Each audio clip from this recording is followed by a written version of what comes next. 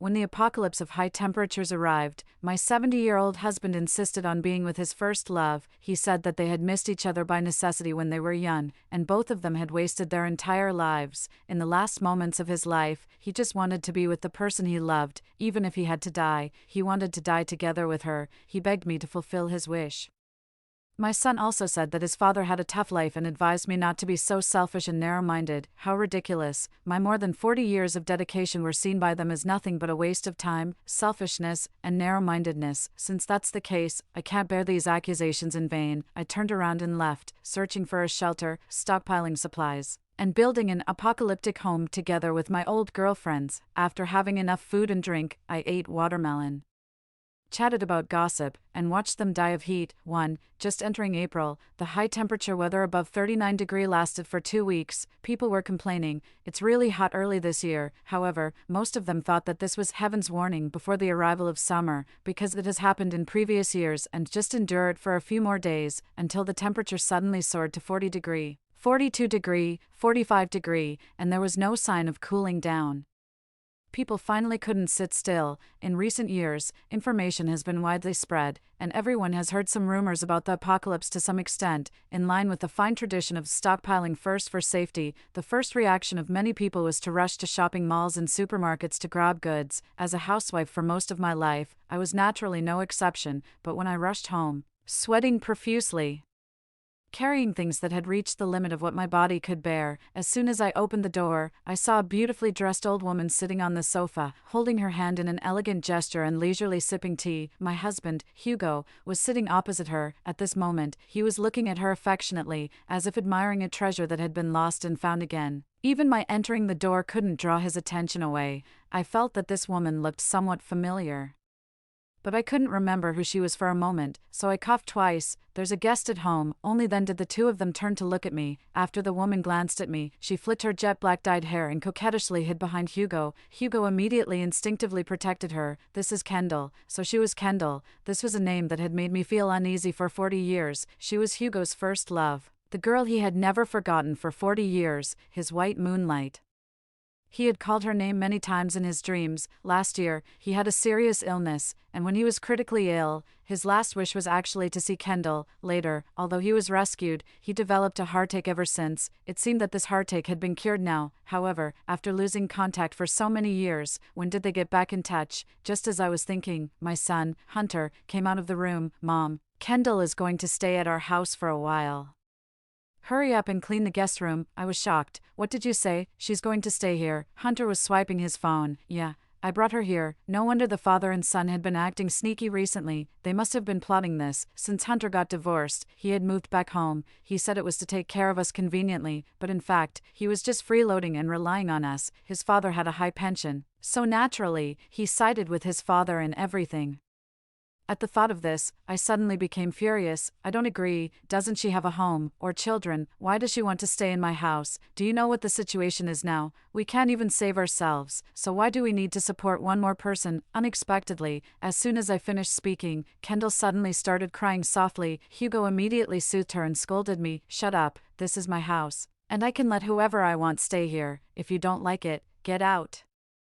Hunter also blamed me beside him. Mom, Kendall has just lost her husband. Your words are too harsh. Harsh? I didn't know that someone in her family had died. Grievance, anger, and a sense of coldness welled up in my heart all at once. I stepped forward, grabbed Kendall, and pushed her out. I don't care if you've lost your husband or your child. It has nothing to do with our family. Get out of here. During the pushing and shoving, Kendall's body went limp, and she fell into Hugo's arms, crying even louder. Slap. Suddenly, a slap landed on my face, making a clear sound. Hugo's eyes were bloodshot. Catherine, have you had enough of making a scene? A burning pain hit, and I instinctively wanted to fight back, but I was held tightly by Hunter and couldn't move. I looked at everything in front of me in disbelief and suddenly froze, perhaps feeling that he had gone too far. Hugo apologized to me again, but every word was about Kendall. Kendall has no children, and she has just lost her husband. Now she has nowhere to go. I felt sorry for her, so I asked Xiaoyu to bring her here. He knew the situation so clearly. It seemed that they had been in touch for a long time. You should know about me and Kendall, right? I've been looking for her for 40 years. Now that I'm at this age and in such a situation, I probably don't have many days left to live. I just want to be with the person I love in the last moments of my life, even if I die tomorrow. I will have no regrets. Catherine, we've been husband and wife for 40 years. Can you just fulfill our wish, please? As he spoke, he actually started crying. Yeah, Mom, my dad has had a tough life. Don't be so selfish and narrow-minded. Fulfill them. Hunter chimed in at the right time. I looked at the person who had been by my side for 40 years and my own son whom I had dedicated everything to raise. It was clearly a sweltering day, but I couldn't help but shiver. It took me a long time to come back to my senses. Then what about me? What should I do? The father and son said in unison. You can still stay at home. We won't drive you away. I sneered. Stay at home and continue to be your nanny, right? Strangely, in an instant, all the anger, grievance, coldness, and unwillingness seemed to disappear completely. At this moment, there was only one voice in my heart. Leave. Get out of here. Away from this vicious father and son. And let them fend for themselves. They didn't have many days left to live, but I had worked hard for most of my life. It was finally time for me to enjoy life, and I didn't want to die early with them, too. At this time, the weather forecast on my phone showed that the outdoor temperature was 42 degrees. There were hardly any people outdoors. But everything else was still normal. I closed the door and packed my things as quickly as possible, thinking about my next plan while packing. By the time I finished packing, my plan was also clear. I took out a notebook and made a list of the things I needed to do next. I usually like to mingle with people. For this, Hugo has often called me vulgar and Philistine. In fact, I don't go there just to chat and gossip, but to learn. In this era, there are many things I don't know how to use. No one at home is willing to teach me, so I can only learn by myself. If I don't understand something, I will ask others. For example, I learned how to use WeChat and online shopping from a volunteer girl in the community hospital. For example, I learned from a young man selling health products what things I should prepare for the apocalypse. The bits and pieces I collected in daily life were pieced together to form my own apocalyptic survival guide today. The first thing I need to do now is to find a shelter. Although I still have a house in my name, in the extreme high temperature weather, buildings made of reinforced concrete are prone to retaining heat and have a small space, so they are not a good choice. For people born in my era, the first thing that comes to mind is an air raid shelter. I heard that many high-rise buildings now have air raid basements built under them. But public places have too many people and are not suitable, however. I suddenly thought of someone. I picked up my phone and dialed my younger brother Gregory's number. He is engaged in civil air defense projects and has the data of all the underground civil air defense projects in the city in his hands. As soon as I explained it briefly, he understood and quickly sent me an address. It was a newly completed residential community. All the facilities had been deployed, but it had not been handed over yet. The developer happened to be his friend. And he had already made arrangements. We could go there at any time, with complete facilities and few people around. It was simply perfect. Since our parents passed away, my younger brother is the only relative I have in this world. When the apocalypse came, I wanted to go through the difficulties with him, but he politely declined. I understand that they have their own families, and as a married daughter, I am already an outsider. After I made everything clear, I didn't force it any further. I had found a shelter, but a new problem emerged. Although I am a few years younger than Hugo and in good health, I am still in my 60s after all. It afraid would be difficult to build a new home alone in a short period of time. Just as I was thinking, a message came in the WeChat group. It was our old but young at heart girlfriends mutual aid group among several of my old girlfriends. At this age, either our husbands are dead, sick, or disabled. The ones who are still alive are of little use except causing trouble. Our children are not around either. Only girlfriends are the most suitable companions. However, it's not easy to find like-minded companions. After years of getting along and understanding, finally, I, Laurel, Leah, and Mabel formed this girlfriends mutual aid group with similar ages and interests. We usually chat about daily, share discount information, make appointments to dance square dancing, and help each other when something happens. In today's popular terms, we are elderly care partners. Girls, have you all stocked up on your goods? I heard that there are still goods in the supermarket in the east. Should we go and take a look? It was Laurel who spoke. She is the most well-informed person in the group. She is always the first to know where the eggs are cheap and which store is having a discount. The things in the supermarket in the east are expensive. I don't like going there, said Leah. She is the most thrifty person and always pursues cost-effectiveness in everything. I said, Leah, what time is it now? You're still worrying about whether it's expensive or not. It's good enough to be able to buy something. I'm going right away. Mabel is impatient and quick in action. Catherine, what about you? Are you going? Mabel mentioned me in the message. Suddenly, an idea popped into my head. Aren't these the perfect candidates? But I tentatively sent a message and mentioned everyone. Girls, do you want to take refuge together, without men, and without children? 3. After I explained my idea, the group fell silent. We had long talked about the apocalypse and also said that we would continue to be companions, but when it really came to the time of leaving our homes and giving up everything, many people would still hesitate and back down, as expected. Mabel was the first to respond. I'm okay with it, anyway. I'm alone. And I can go anywhere. Mabel's husband died several years ago, and her son settled abroad. She has been alone for many years, so her personality is naturally free and easy. A few minutes later, Leah replied, I'm in too. I've had enough of living with that old bastard. He was scolding me just now, and my daughter doesn't care about me either. I'll go with you. Laurel didn't reply for a long time. She has the happiest family among us four. Her husband has a good personality, and her children are filial. The whole family is harmonious and happy. She really doesn't need to join our group. I mentioned Mabel and Leah. Okay, time is tight and the task is heavy. Since we've decided, let's not waste any more words and just get started. Okay, Catherine, you're the group leader. Tell us, what should we do? I replied with 8 words: work together with a division of labor. I sent the list I had made to the group and asked everyone to take on the things they were best at first. Mabel worked in a waterworks before she retired, so she was in charge of the water source problem. Leah's health is not very good, and she needs to take medicine at any time. We all have some minor health problems to some extent. Moreover, after a major disaster, there will definitely be a major epidemic. So daily medications are essential. Leah was in charge of purchasing medications. I was responsible for purchasing all the daily necessities. In addition, according to what the young man said, we also needed a solar generator and some heat insulation materials, but we didn't understand these things, and they were all large items. Hey, wait for me. Are you going to abandon me like this? Laurel finally replied. The 3 of us said, your family is all together and happy. We can't bear to break you up. But she blamed us for not being loyal enough. We agreed to share the difficulties together. How can we run away at the critical moment? Moreover, my daughter supports me. She said that I've lived my whole life for others, and now she hopes that I can live for myself once. She will take good care of the family. The 3 of us were silent. Sure enough, she was still the happiest one. Finally, Laurel took on the task of purchasing the equipment.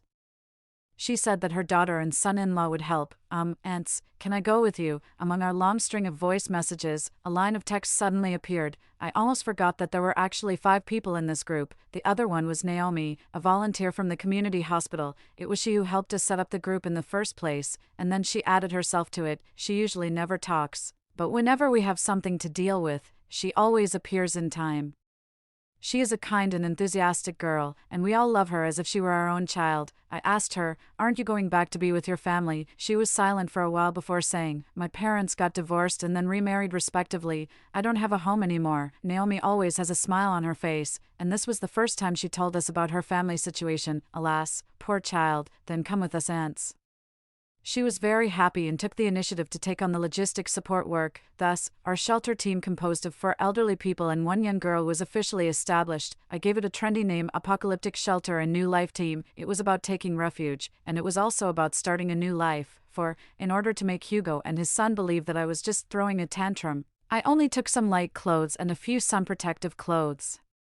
Because the most important thing was money, I took stock of all the cash, passbooks, and bank accounts at home. There was a total of more than 800,000 yuan, which could at least support our lives for the next 3 to 5 years. I was very glad that I had been in charge of the family finances all along. Otherwise, with the extravagant nature of Hugo and his son, the money would probably have been squandered away long ago, so they didn't know exactly how much money there was at home now. However, to reassure them, I still left some cash in the commonly used bank card at home, with a total of more than 100,000 yuan. I thought it was fair enough to them. After doing all this, I pulled my suitcase and went to the living room. Hugo was peeling fruit for Kendall, and Hunter was curled up on the sofa beside them, playing with his phone. What a warm and happy family of 3. Over the years, they have always been used to having everything served to them on a silver platter. They have never known how much effort it takes to maintain a family, so they have no sense of crisis at all now. Moreover, Hunter relies on the internet for everything. He even buys a bottle of water online and is even less willing to go out in this kind of weather. I'm afraid he doesn't know that the shopping malls and supermarkets are now in a frenzy, and soon there will be no one to deliver the goods, if things go on like this. They will bring about their own downfall without me having to do anything. I walked up to Hugo, called his name, and then raised my hand and slapped him hard. Hugo, this is what you owe me. Since I married him at the age of 20, it has been a full 40 years. This is the first time I've ever hit him. So he was stunned for a long time and didn't react. Hunter and Kendall were also shocked. My gaze swept over the three of them, and I sneered, I wish you all a happy family. Then I left without looking back. The home that I had painstakingly managed for 40 years. Rebirth doesn't necessarily have to come after death. The moment you decide to live for yourself is the moment of rebirth. 5. At this time, the outdoor temperature showed 45 degrees, which was already close to the limit that the human body could bear. The heat waves were rolling, and there were few pedestrians on the street. Fortunately, there were still taxis passing by occasionally. In the shopping malls and supermarkets, people were still frantically snapping up goods, and news of out-of-stock items in XX supermarkets kept coming. I reminded everyone to put on the sun-protective clothes with the highest sun protection factor and take heatstroke prevention medicine before going out. The residential community that Gregory gave me was located on the outskirts of the city. He said that the supplies in the supermarket there were temporarily sufficient. Naomi rented a freight truck for me on Hualala and followed me throughout the purchasing process. When we arrived, we realized that the atmosphere of panic buying on the outskirts of the city wasn't much better either. However, I didn't just grab things randomly as I used to. Instead, I went straight to the manager's office, paid a deposit of 500,000 yuan first, and told him that I was purchasing supplies on official business and asked if he could arrange a dedicated person and vehicle to help. In fact, not to mention purchasing on official business, even for an ordinary major customer, the manager would take it seriously. In addition, due to the continuous high temperature, the manager also wanted to sell out the goods quickly and go home to take refuge. As soon as he heard that my purchase quantity was astonishing, he directly took me to the warehouse and arranged for 2 young men to help me, since we didn't know how long this disaster would last. I prepared each item in quantity sufficient for more than a year. People of our generation have experienced the hardship of going hungry. Now that supplies are abundant, naturally, we want to stock up as much as possible. Food is the paramount necessity of the people. First, I led the young man driving the forklift straight to the area of rice, flour, cooking oil, and grains. I bought 20 bags each of 100 jean bags of rice and flour, and 10 bags of various coarse grains. I bought 50 boxes each of dried noodles and instant noodles. I bought 50 barrels of cooking oil. The staple food was almost sorted out. Next came the meat, eggs, vegetables, and milk. Gregory said that the air raid shelter there was equipped with a cold storage, so I bought some frozen beef, mutton, pork, chicken, and seafood. I also bought some air-dried cured meat and compressed canned food, which could basically ensure that there was meat in every meal. Eggs and green vegetables are not easy to store, so I only bought a small amount of potatoes, sweet potatoes, Chinese cabbages, and pickled vegetables. Surprisingly, the supermarket actually had vegetable seeds, and I bought a few packets of each kind. Anyway, there was enough space there. If we had the conditions, we could grow our own vegetables. I bought 10 boxes of milk according to the shelf life. Then came the most important thing, water. Mabel went to purchase water storage tanks and water purification equipment, and I planned to prepare some drinking water here, so I bought another 100 boxes of mineral water, as well as some scented teas and herbal teas. After purchasing the staple food, I went to the daily necessities area and bought 30 boxes of toilet paper and some disinfectant wipes. I also stocked up on some heat stroke prevention supplies such as cooling patches, balm, and mosquito repellent lotion. Snacks, instant hot foods, and canned fruits were also essential. Finally, I bought some more daily necessities, toiletries, high-power flashlights, batteries, and so on. When all the purchases were completed, my goods occupied more than half of the room. After settlement, it cost a total of more than 500,000 yuan after paying the balance. The young man drove the forklift and helped me load the goods onto the freight truck one by one. They had been silently following me, busying themselves around, and didn't ask a single extra question throughout the process. Their professional quality was top-notch. I kindly reminded them, given the current situation, it's better to make preparations early. The young man smiled and said, "Don't worry, Auntie, we've already made preparations." I was very pleased. Although everyone is equal in the face of life and death, I still hope that good people can live well. 6. When I arrived at Lijiang homeland with a truck full of goods, Leah, Laurel, and Naomi had already arrived. Naomi also hired 2 laborers to help move the goods. However, among the group, Mabel, who was usually the most efficient, was missing. "Why hasn't Mabel arrived yet?" I asked. "I don't know. I can't get through to her on the phone. Logically speaking, she lives the closest and should have been the first to arrive, right? Yeah, and the waterworks is her former workplace. There shouldn't be any problems, right? My goodness, she can't have any issues. If there's no water, we won't be able to survive." Just as we were talking, Mabel called, and her first words gave me a huge shock. "Catherine, something's wrong. I'm in a bit of a situation here." "What's wrong?" "Don't worry, take your time and tell me." Mabel said that the truck sent by the factory to transport the equipment for her suddenly had a flat tire, and the driver had also fainted from heatstroke. Now they were stranded on the road. What should we do? None of us could drive, and we had no idea what to do in such a situation. It was Naomi who was quick-witted. After finding out the situation, she first called 122 to report to the traffic police and asked them to assist in handling the scene. Then she called 120 to send the driver to the hospital. After that, she called the towing service number of the insurance company to request rescue. Finally, she ordered another freight truck on her phone to directly go to the designated location to pick up our equipment. After a series of operations, we were all stunned. The world really belongs to the young people. It was extremely hot outside now, and I was worried about Mabel. I told her to stay in the air-conditioned car and wait for rescue. The rest of us quickly started moving the things, since this was a newly built residential community that hadn't been delivered yet, and it was also extremely hot. There was no one around at all, and we got in smoothly. As soon as we reached the entrance of the underground air raid shelter, a burst of coolness rushed towards us instantly. According to the norm, the temperature in the underground air raid shelter was at least 10 to 15 degrees lower than the outdoor temperature, so the temperature here was only around 30 degrees now. For the elderly, this temperature wasn't hot at all. Gregory said that the total area here was several thousand square meters, since it was a new building. The building materials, spatial layout, ventilation, temperature control, water supply, lighting, and other facilities were all the most advanced at present. However, we only chose a small area at the back of the residential community. One reason was to avoid wasting resources, and the other was that this location was not only close to the cold storage but also next to the road. In case of an emergency, it would be convenient to evacuate. I gave the freight truck driver a tip of 500 yuan and asked him to help move the goods to the cold storage together with the laborers. Laurel's son-in-law also came to help. First, he installed the solar power generation equipment for us. In this kind of weather, the thing we had the most of was solar energy. He also used heat insulation materials to partition the living space we needed, and the remaining materials were installed at the entrance and exit, which could not only block the high temperature but also be used for concealment. It was the first time we had seen these high-tech things, and we thought they were amazing. We gathered around and studied them for a long time. Later in the day, the water storage tanks and water purification equipment that Mabel bought finally arrived, which could store more than 100 tons of water at a time, while there was still water and electricity. We stepped up the water storage. In addition, the freezers, stoves, dining tables, and other items that Naomi bought also arrived one after another. Fortunately, the space was large enough, otherwise, we really couldn't have accommodated so many things. It took us several hours to sort and store the daily necessities. In the end, we were all exhausted, but looking at the fully stocked goods, we suddenly felt a great sense of security. After that, the 5 of us lay in our cool new home, fanning ourselves with palm leaf fans and chatting. It was so comfortable, and I finally had time to look at my phone. Goodness, there were more than a dozen missed calls and many WeChat voice messages, all from Hunter. Some were urging me to go home and cook, some were asking me where this or that thing was placed, some were complaining that I was stingy, and some were threatening me to go back quickly, but not a single word was about caring for me. I ignored them all, however.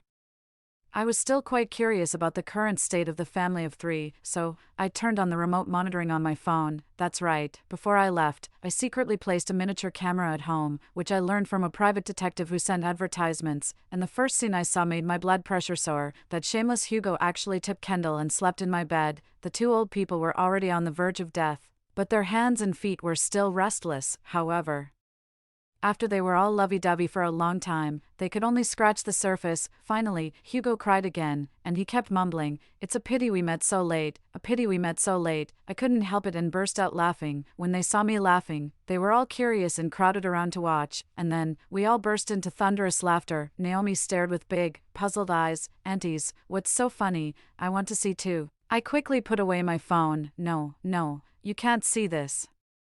It will corrupt the young girl. The first night passed amidst the joy. Early the next morning, the temperature suddenly soared to 50 degrees, and the real test began. 7. The first news of someone dying from the heat appeared. It was an old man who accidentally fell on the road. His whole body's skin was instantly scalded, and he soon fainted and died.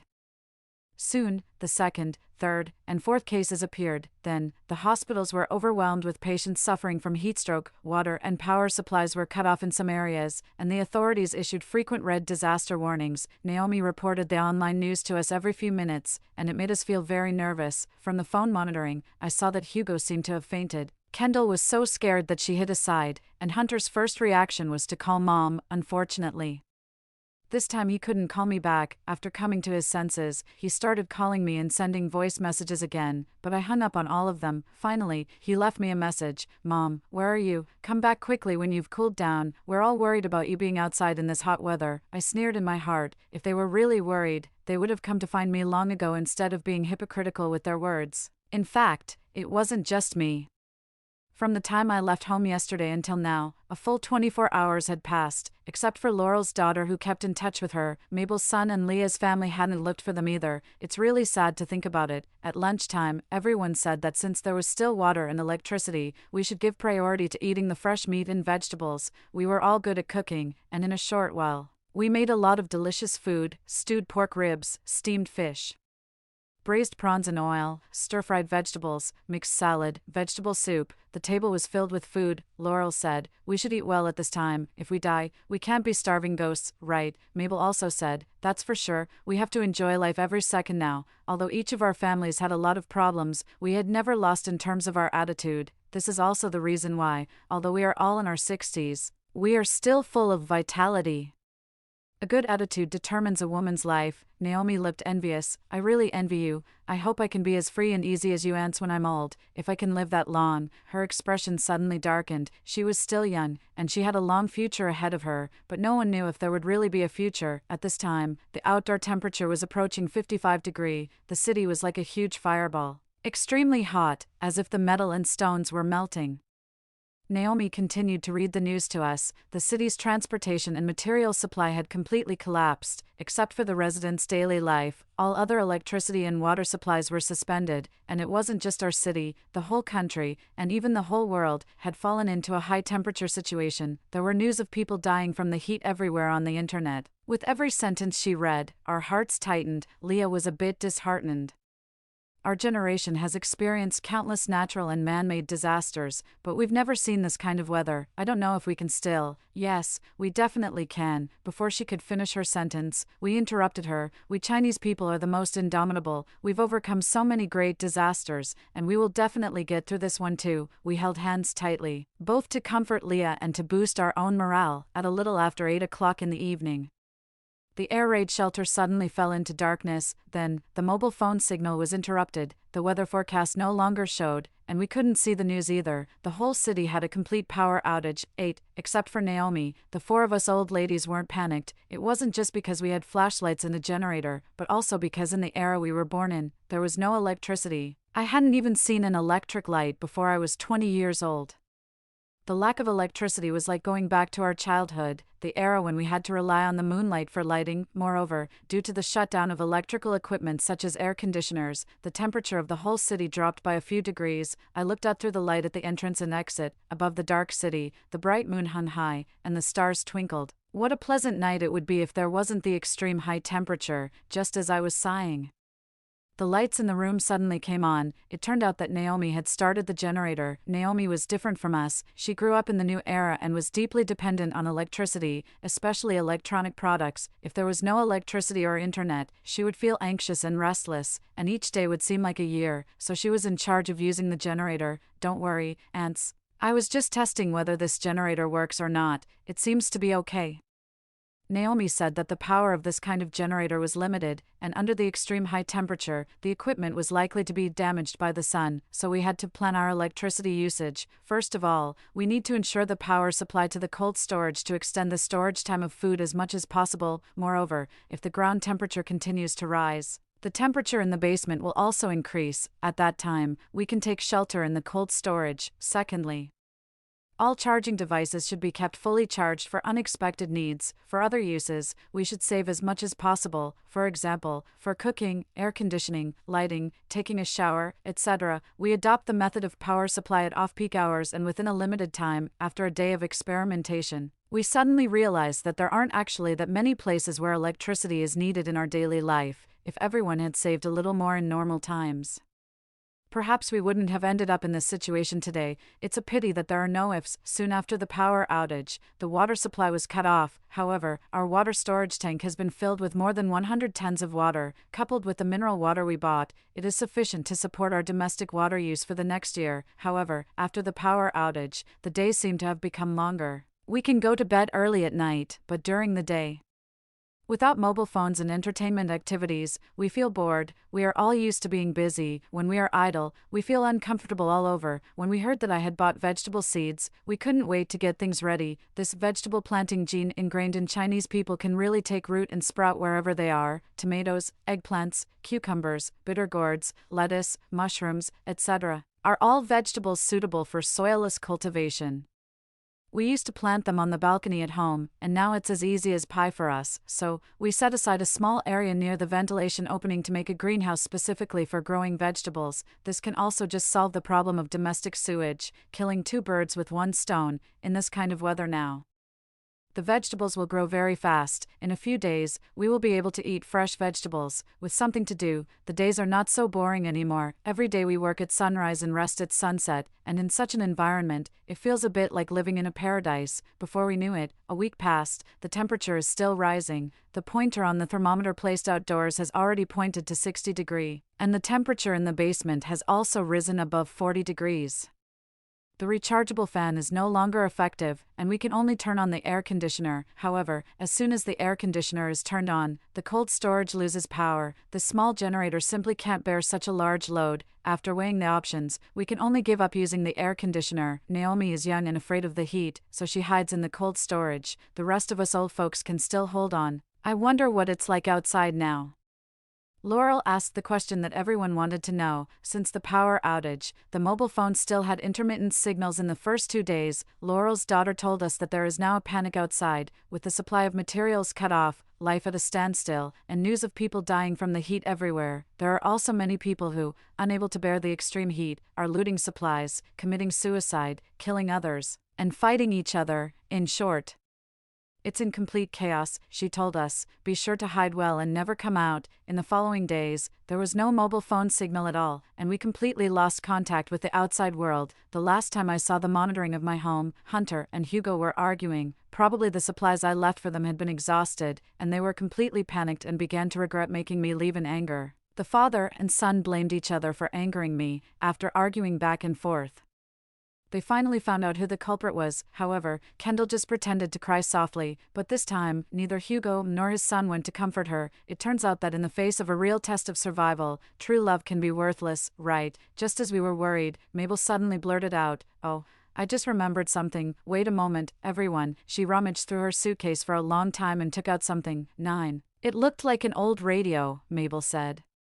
My son brought this back from abroad. He said this is called an emergency radio and can be used in extreme situations. I don't know if it's true or not. I remembered. This is just like the radio we had when we were kids. I heard that they used this for communication during wars. Everyone took a look and nodded one after another. Then let's try it quickly. Naomi picked up the radio and slowly tuned the channel. Unfortunately, apart from the hissing sound of the current, there was no other sound. Maybe the authorities can't manage it anymore. This kind of natural disaster is beyond human intervention. Yes, we can only rely on ourselves. Sigh. Everyone sighed in unison. That night, none of us slept well. The temperature outside is still rising, and the basement is showing signs of becoming a sauna room. We had to move to the cold storage, but the cold storage is too cold. So we had to go in alternately. After several tosses, Leah, who is relatively weak, fell ill first. Getting sick is what we are most afraid of, because once we fall ill, there is a high chance that we won't be able to get up again. Fortunately, after Naomi's examination, she found that Leah just had a cold and only needed to take medicine and rest. We heaved a big sigh of relief. However, an even more terrifying thing was about to come. Early the next morning, we were awakened by the heat. When we looked at the thermometer, it was 45 degrees.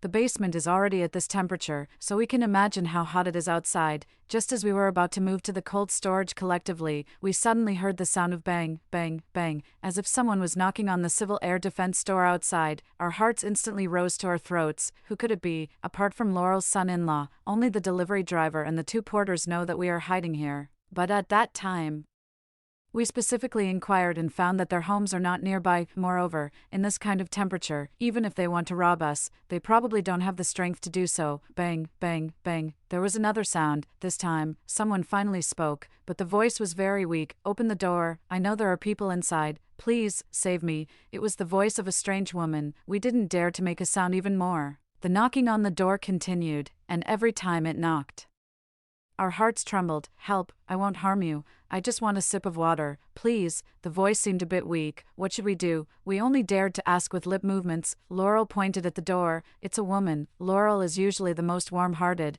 I understood what she meant. A woman poses less of a threat, and we do have the ability to help her at present, if we don't save her and just watch her die. Our conscience really can't stand it, but at this time, the most terrifying thing is human nature. Who knows what her intentions are, and who knows if there are other people lurking behind her. I gestured for everyone to gather together and said in a low voice, no matter who it is, we can't open the door, we don't know what the situation is outside, and we can't take this risk. Everyone thought about it and nodded. Unexpectedly, as soon as I finished speaking, the woman suddenly started cursing, "You heartless and selfish trash.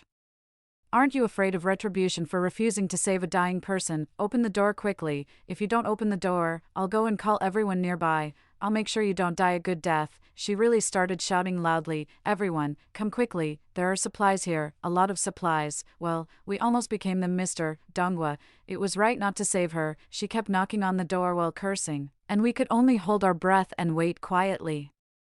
After knocking continuously for a few minutes, there was suddenly no sound outside, but we still didn't dare to act rashly. After another 10-odd minutes, until we were sure that there was no sound outside at all, we slowly relaxed. However, soon, a faint smell of burning seemed to float in. It was a smell of meat, not good. We instantly understood what was going on. Through the slightly opened crack of the door, I saw the woman lying on the road not far away. She was already dead. Her clothes were burned, and the high temperature was roasting her skin, making a sizzling sound. Ugh, we couldn't help but retch. If we had opened the door just now, maybe. Laurel and Mabel felt a bit guilty. What's there to feel guilty about? Anyway, she wasn't a good person. Naomi was still straightforward in her words, and compared to the guilt, the fear and worry in our hearts at the moment are the top priorities. The fact that this strange woman could find us here means that we have been exposed. So, will there be another person asking for help? What should we do if a group of people come? Or, even if there are no outsiders, if the temperature continues to rise, how long can we hold on? 10. Since the incident with that woman, we have carried out a thorough safety inspection. First, we cleaned up or hit all the traces that might expose our location on the periphery. The solar panels must be left outdoors, but fortunately, they were installed on the side wall of the building at that time. They can't be found at all if you don't look from a specific angle. Then we moved many large and heavy objects to the door and reinforced the protective door again to ensure that it won't be broken open. Naomi also chiseled a small peephole at the door to facilitate our observation of the situation outside at any time. In addition, we try not to make any noise during the day and try not to turn on the lighting at night to prevent the light from shining out. After these successive measures, it can be said that this place is now as solid as a rock, and the following days have proven that the woman last time was indeed an accident, because no one has come here since then. Our hearts gradually settled down. However, the indoor temperature is getting higher and higher, and even we can't stand it anymore. We can only stay in the cold storage all day long. When we were free, I took stock of the remaining supplies and found that we were consuming them faster than expected. The staple food and meat are still okay, but mainly the vegetables and water. The green vegetables have already been eaten up, but the vegetables we planted are about to mature, and they should just be able to make up for it. But the problem of water is serious. Because of the hot weather, the consumption of water is particularly high. We have already used about a quarter of the more than 100 tons of water we stored. If this continues, not to mention a year, it may run out in less than half a year. If the high temperature persists for a long time and there is no subsequent water source replenishment, what can we rely on to support ourselves? We discussed and discussed. and the only solution is to save water. Except for domestic water use, we should try not to use water for other purposes. For example, taking a shower has been changed from once every 3 days to once a week, and it mainly involves wiping, Laurel joked. Well, it's just like sitting out the confinement period again. Back then, I sat out the confinement period in the dog days of summer, and I couldn't even open the window. I still got through it. Don't say that. It really feels like that. At that time, my body hadn't recovered yet, I was weak and bleeding, and I had to breastfeed. It was much more uncomfortable than this. This sentence triggered our shared memories, and we suddenly felt that it wasn't so uncomfortable anymore. Naomi grimaced in horror. Aunties, those were bad habits in the past. Doing that now will make you sick. You should sit out the confinement period scientifically. Bang. A dull and loud noise came unexpectedly. The air in the room instantly froze, and everyone's heartbeat seemed to stop. We are all too familiar with this sound. Someone is here again. Who could it be this time? Bang, bang. There was another loud noise, and the floor seemed to be shaking. The heavy civil air defense door had already started to shake slightly. It seems that the people who came this time are very strong, or maybe it's not just one person. Fear pervaded everyone's hearts. The people outside didn't speak, and we didn't dare to act rashly either, however. Just in case, we picked up weapons such as hammers, kitchen knives, and electric batons in advance. Then we stood in a row and stared fixedly at the door. Bang, bang, bang. The sound sounded again, accompanied by the heavy impact sound. Everyone's nerves were stretched to the limit. No, this door is too strong. It can't be broken open at all. It was a man's voice. It seems that your information is correct. There are indeed people inside. It was another man's voice. It's over. It seems that we are really exposed this time. Call more people. Hurry up. The man seemed to be giving an order. Then, a familiar voice came. Mom, it's me. Open the door. 11. Mom, it's Xiaoyu. Please open the door quickly. It turned out to be Hunter. How did he find us here? What is he here for? And who are those other people? Doubt, fear, and hesitation all rushed into my mind in an instant. What should I do? Catherine, it's your son Hunter. How about opening the door? Yeah. He shouldn't hurt us, right? Catherine, open the door. We can refuse to save strangers, but he's your own son. Laurel, Mabel, and Leah were all persuading me to open the door, while only Naomi remained silent. She took a look outside through the peephole. There seemed to be more than a dozen people outside, and they are all strong men. Everyone was surprised. More than a dozen. Why are there so many people outside the door? Hunter explained to me. Mom, Dad, and Kendall are both dead. The house has become a ruin. I managed to escape. It's impossible to survive outside now. Please save me. It seems that Hugo and Kendall's long-cherished wish of dying together has finally come true. It's just that their deaths were so easy that I still don't feel satisfied. However, how on earth did Hunter know that I'm here? I tracked your phone's location before. It showed that your last location was here. So I came to find you as soon as I escaped. So that's how it is. I never knew that a mobile phone had such a function. After I came out, I met these neighbors in the community. They were also out fleeing the disaster, but now there are no supplies anywhere, and there's nowhere to go, so I brought them here together. We are all neighbors, and I couldn't just watch them die. And Naomi blurted out first. Damn, I finally saw a living saintly father. I didn't understand what that meant, but I knew that Hunter was indeed a fool, before. He always liked to show brotherly loyalty, inviting friends over every day, treating them to meals, and organizing gatherings. As a result, he squandered all the family property and ended up with his wife leaving and his children estranged. I didn't expect that after suffering such a big loss, he still didn't learn his lesson. To be honest, I was still struggling and hesitating just a moment ago, but now. Naomi stepped forward and blocked the door. In troubled times, we should get rid of those who are overly benevolent first. And Catherine, if you can't make up your mind, I'll be the bad guy. We can't open this door today. If we do, we'll die. Since it was my son, the others didn't say anything and just looked at me silently. I took a deep breath and told Naomi, I'll listen to you. We can't open it. The door outside was still being battered, but Gregory had said that civil air defense doors all have explosion-proof functions. Even the lowest-grade civil air defense door can withstand the impact of an explosion equivalent to 1-2 kilograms of TNT. How could it be easily broken open by ordinary people? What's more, we had piled many heavy objects inside the door, so no matter how hard they battered the door from the outside, it just trembled slightly. After a few minutes, the people outside seemed to be tired from battering the door, and they stopped. We heard a man say, There can't be anyone inside, right? Are you fucking lying to us? Some others started to echo, Yeah, it doesn't look like there's anyone here. Even if there really are people, this place is like a castle, and we can't break in. Hunter, did you deliberately deceive us? Do you want to get everyone killed? Hunter quickly denied it. No, I didn't lie to you all. There are really supplies here, and my mom is indeed here. If you don't believe me, look, this is her last location. Then ask your mom to open the door. If she doesn't, the man deliberately raised his voice, we'll have to kill you first. No, neighbors, let's talk things over. I will definitely find a way to get my mom to open the door. He started pounding on the door and howling again. Mom, I was wrong. I shouldn't have treated you that way before. Now I've completely realized my mistake. Don't worry, I will definitely take good care of you in the future. Please save me, Mom, I'm your own son. Do you really want to watch me die here? Although I struggled internally, I didn't move a step. Those people quickly lost their patience and firmly believed that Hunter had deliberately tried to harm them. They threatened to kill him to vent their anger. Catherine, do you want to? Laurel and the others are soft-hearted people. No, this time. I didn't hesitate. Suddenly, we heard a scream of awe from outside, and then Hunter fell silent. Later, Naomi said, he was stabbed to death. You see, human nature is far more terrifying than we can imagine. I felt my eyes go dark, my legs go weak, and I stumbled, almost falling. I was held up by Laurel and the others. Catherine, are you okay? I'm okay. I tried my best to hold myself up and leaned on the peephole. I saw Hunter lying in a pool of blood. He looked so miserable in death.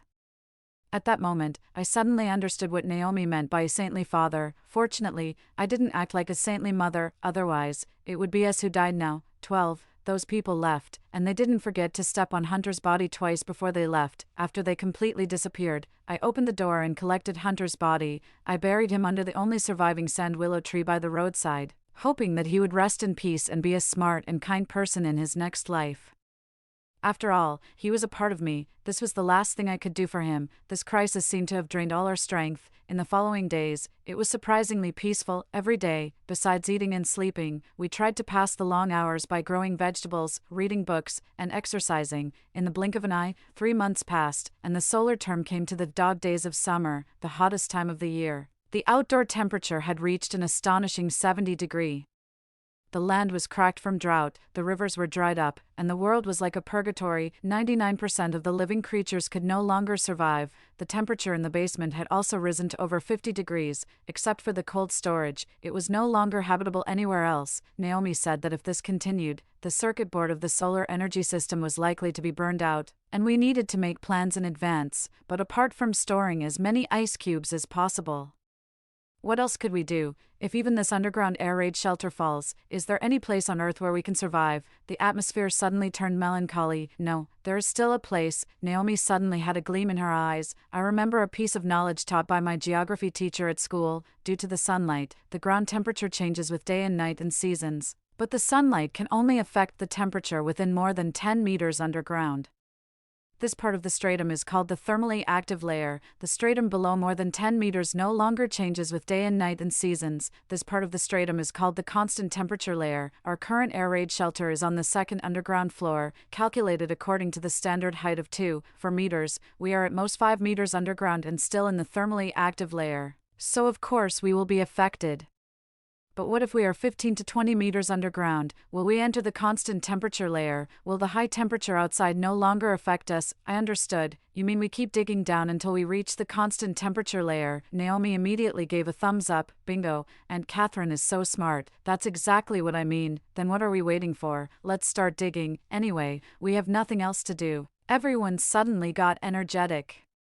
The 4 of us used to live in the countryside when we were young, and digging the ground and opening up wasteland were things we were familiar with. However, after searching around, we only found 2 shovels and a few hammers. Everyone laughed. When will we ever finish digging like this? Laurel has always been optimistic, just like a mouse digging a hole or the foolish old man moving the mountain. If we dig 1 centimeter every day, we can dig 10 centimeters in 10 days. After thinking about it, I still poured cold water on the idea. Gregory told me that there are many pipelines and optical cable lines laid underground. If we dig rashly and happen to hit some important facilities, the consequences will be unimaginable. The hope that had just been kindled was dashed again, and everyone was even more dejected. I couldn't help but sigh. It would be great if we could get in touch with Gregory. He has the map and knows where we can dig and where we can't. Naomi suddenly clapped her hands. That's right, and Catherine, you reminded me, we can look at the map. There is a topographic map for each layer. We just need to find the corresponding functional areas and avoid them, and we can dig in the other blank areas. After all, young people are quick-witted. Naomi quickly found the topographic map. After analysis and comparison, she circled several blank areas on the map where we could dig. Finally, We selected a small area next to the cold storage as the excavation point and planned to dig a hole that was 2 meters long and 1 meter wide first. If it was successful, we would expand it later. We did what we said. After breakfast that day, we started digging. In the sweltering heat, we worked hard, sweating profusely. And it was as if we had returned to the days when we were young and worked together to earn work points. In fact, we all understood that whether we could dig successfully was not the most important thing. What was important was that we could use this to pass the long and difficult time and give ourselves a little hope. What if we succeeded? We were more capable than we thought. On the first day, we dug more than 50 centimeters. However, we were all exhausted and didn't care about the heat anymore. After dinner, we fell asleep as soon as we lay down, and everyone had a good sleep that night. Sure enough, work makes people happy. In the daily labor, time passed quickly. In the blink of an eye, it was the beginning of autumn, but the high temperature still remained stubbornly high. This high temperature had lasted for a full 4 months, and the hole we dug was already more than 5 meters deep, but we still didn't see any hope. Maybe it will be better in winter, everyone thought so. However, until the beginning of winter, there was still no sign of the temperature dropping, and everyone was starting to feel overwhelmed. The feeling of despair began to spread. Just at this moment, the cold storage lost power without any warning. The generator was restarted several times, but it didn't work. The circuit board of the solar energy system was completely burned out. 13. It was like pushing over a row of dominoes. Under the high temperature, Leah and Mabel fell ill one after another. High fever, convulsions, and arrhythmia were all typical symptoms of heatstroke. Fortunately, we were well prepared. We had stored ice cubes and sufficient medicine. Under Naomi's guidance, we moved the patients next to the ice cubes and pointed the fan at the ice cubes so that there would be some cool wind. The ice water after the ice cubes melted could be used to wipe the body to cool down.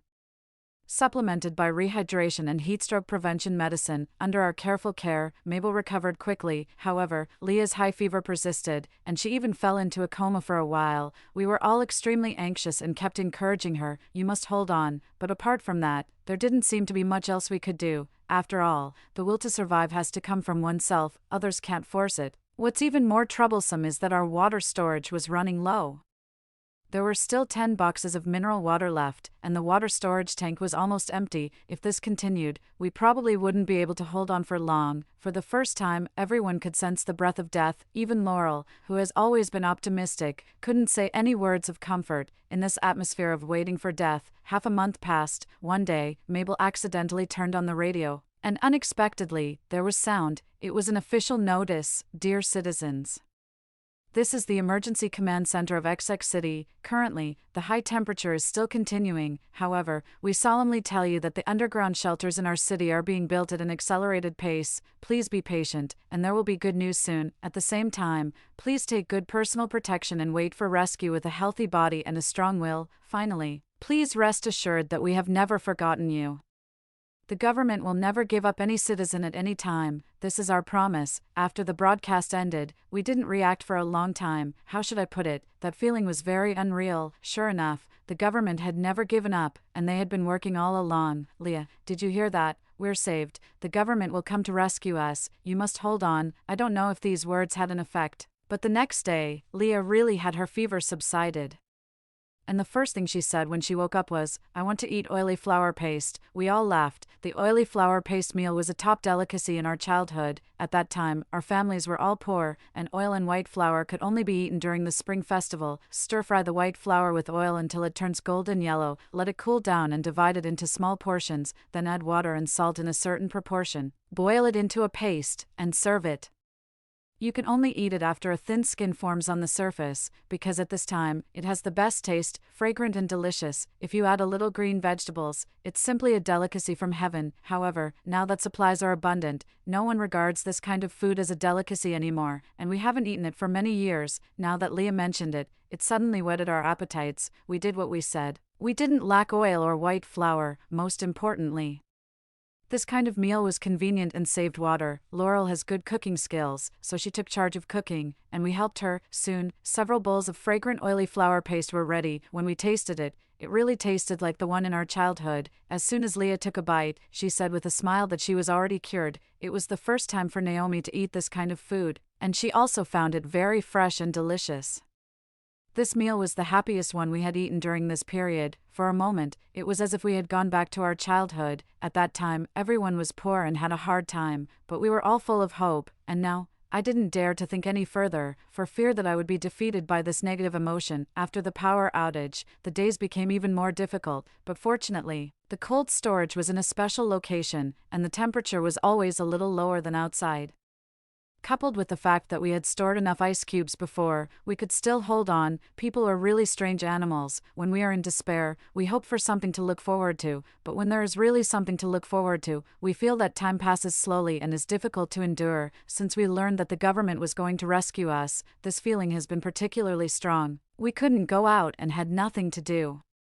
So we had to continue digging the hole to kill time. Just like this, we kept digging and digging. In a flash, it was the winter solstice, but there still seemed to be no sign of the temperature dropping. A little news would come from Mabel's radio every few days, but most of it was still just words of comfort, and there was no substantial progress. In the endless cycle of hope, disappointment, despair, and hope, we seemed to have become numb. We ate, slept, and dug the hole numbly. And lived and waited numbly, unconsciously. We had dug the hole more than 10 meters deep, but we couldn't get excited anymore, because it was still bottomless below. However, just when we were on the verge of despair, some strange sounds appeared. 14. Those were sounds coming from underground. There seemed to be the sound of people talking, the sound of metal clashing, and the noise from machines. In short, it was a noisy scene. At first, we thought it was haunted, Laurel said. Could there be the underworld below? Mabel is an atheist. Have you watched too many TV dramas? There's no such thing as the underworld in this world, Leah. You never know. Things in this world are very mysterious and hard to explain. Take this weather for example. Who could have imagined it would be like this? Shoo, everyone, stop talking for now. Naomi was lying on the ground, with her ear close to the ground, listening carefully to the movement below. After listening for a while, she said, "There really are people below. I heard them talking. It's not the underworld, and it's not ghosts or gods. They are modern people like us." Everyone asked in unison. What did they say? It seems they were chatting, saying that the time was tight and the task was heavy, and they had to work overtime. There were still many people outside waiting for rescue and things like that. Young people really have good ears. I suddenly thought, could they be digging a hole just like us? Isn't this the so-called constant temperature layer below? Naomi suddenly looked excited. Yes, it must be. Everyone was also excited. Mabel said, "How about we make some noise to call for help?" I quickly stopped her. No, what if they are bad people? We'd better figure out the situation before taking action. Yes, everyone was also scared, however, to figure out the situation below. The only way for now was to continue digging the hole until we could see them. Finally, we discussed and decided to dig a small hole the size of a peephole first. This way, we could see below, ensure our safety, and make less noise. With this motivation, we seemed to be full of energy again, and the speed of digging the hole became much faster. In less than 10 days, we dug through the hole. The moment the light from underground shone through, we were so excited that we almost jumped up. Through that small hole, we saw busy workers below, rumbling machines, shuttling commanders, and a huge space that had already taken shape. At the high point of the construction site, there was a bright red flag planted, on which the familiar yellow five-pointed star was printed. It turned out that there was really a shelter being built by the state below, and it seemed that it was almost completed. What should we do? Should we ask for help? I thought for a while and said, "Let's wait a bit longer. Since we've come this far, the government must have a unified arrangement. Anyway, we have sufficient supplies and we're not afraid to wait a few more days. Besides, digging a hole privately like this is illegal." Everyone suddenly felt both amused and helpless. As it turned out, my judgment was correct. A week later, when our water was about to run out, the official notice was officially issued. 15. Dear citizens, this is the Emergency Command Center of XX City. We are delighted to inform you that the underground shelters in our city have been completed. Starting from tomorrow, the government will pick up and send the survivors to the shelters in batches. Please get prepared and go to the designated gathering places in an orderly manner. Now I will announce the gathering places for each district. In the notice, the gathering place for our current district was actually our residential community. My goodness, is this real? Are we really going to get out? Ouch, it hurts so much. Laurel pinched herself hard and let out a howl. Everyone followed suit, and finally there was a chorus of howls. It's real, we're not dreaming, we're really saved. Catherine, this is great, we're saved. We really have to thank you. If it weren't for your wise decision, we might have gone to see the King of Hell long ago. Yeah, it's all thanks to Catherine for saving us. Everyone hugged me and jumped up and down. I let out a long sigh of relief. Finally, this day had arrived. It had been more than half a year since I brought them out. In these more than 200 days, I hadn't been able to relax for a single day, because on my shoulders rested the safety of 4 lives. I always had a belief in my heart, I must send each of them back safe and sound. Now, seeing that they were all safe and sound, I could finally have a good sleep. Everyone seemed both excited and nervous. We didn't sleep at all that night and kept chatting, Mabel said. I'm afraid it's all in ruins outside now. We definitely can't go back to our homes, Laurel said. I wonder if my old man and our children are still alive. I really miss them these days, Leah said. I've figured it out. It doesn't matter whether they're alive or dead. What matters is that after surviving this disaster, I'm going to live a good life for myself from now on. Catherine, what about you? What are your thoughts? As for me, I just felt that my body became light and airy, and it seemed that there was a cloud under my feet. I wanted to step on it and float up to the sky. And Catherine, what's wrong with you? Wake up, wake up. It seemed to be Naomi's voice, but why was it getting farther and farther away? Catherine, wake up quickly, you mustn't fall asleep. The People's Liberation Army will come to rescue us tomorrow. Is it the People's Liberation Army? I seem to see them. Rows of military green vehicles were driving towards us from a distance. On each vehicle, a bright red flag was fluttering, on which the familiar yellow 5-pointed star was printed. We were finally saved. 16. When I opened my eyes again, I was lying in a cool and comfortable room. The walls around me were white, and there were people wearing white coats. Is this a hospital? And Catherine, you're finally awake. That's great. Naomi's face appeared in front of me. What happened to me just now? Where is this? Are we saved? Where are Laurel and the others? My series of questions made the doctor laugh. The young doctor smiled and said, Aunt Catherine, please don't be in a hurry, let us explain it to you slowly. It turned out that I had been in a coma for a whole day and night. Early yesterday morning, the rescue vehicles from the government and the army had arrived, and we were all taken here together. This was the underground constant temperature shelter specially built by the government. It was 25 meters below the ground surface and had a constant temperature of 18 degrees all year round. We would never be invaded by the high temperature again. In this shelter, there were all the survivors of our city, totaling more than 10,000 people. Laurel, Mabel, Leah and the others were assigned to different wards according to their respective physical conditions and were receiving comprehensive physical examinations. The doctor said that this was a special arrangement made by the government for us elderly people, because there were less than 500 elderly people who survived this disaster. It was simply a miracle that we could survive. They would do everything they could to protect us as a priority. Hearing this sentence, I had mixed feelings. There was the joy of surviving the disaster, as well as the sadness of the passing of our kind, but in any case, we had overcome ourselves. I slept for a long time that day. After waking up, I drank a large bowl of porridge and immediately felt energetic. In the leisure area, I met many survivors like us. Indeed, most of them were young people and children. After experiencing life and death, the way we looked at each other no longer had any defensiveness or opposition, but was filled with more compassion and warmth. Yes, as long as we are alive, everything else is just floating clouds. 2 days later, Laurel and the others also came out. It had only been a few days since we last saw each other, but it felt as if several centuries had passed. We hugged each other and wept with joy. Good, good. It's great that we're all alive. Being alive is the most important thing. Not only were we all alive, but Laurel's family, under the care of her daughter, was also still alive. Mabel's son had also returned from abroad and was currently working as a volunteer in the shelter. Moreover, he would never leave again and said that he wanted to accompany his mother to spend her old age in peace. Leah's old man had died, and her daughter was missing. There was still no news of her for the time being. Catherine, we're sorry for you. I understood what they meant.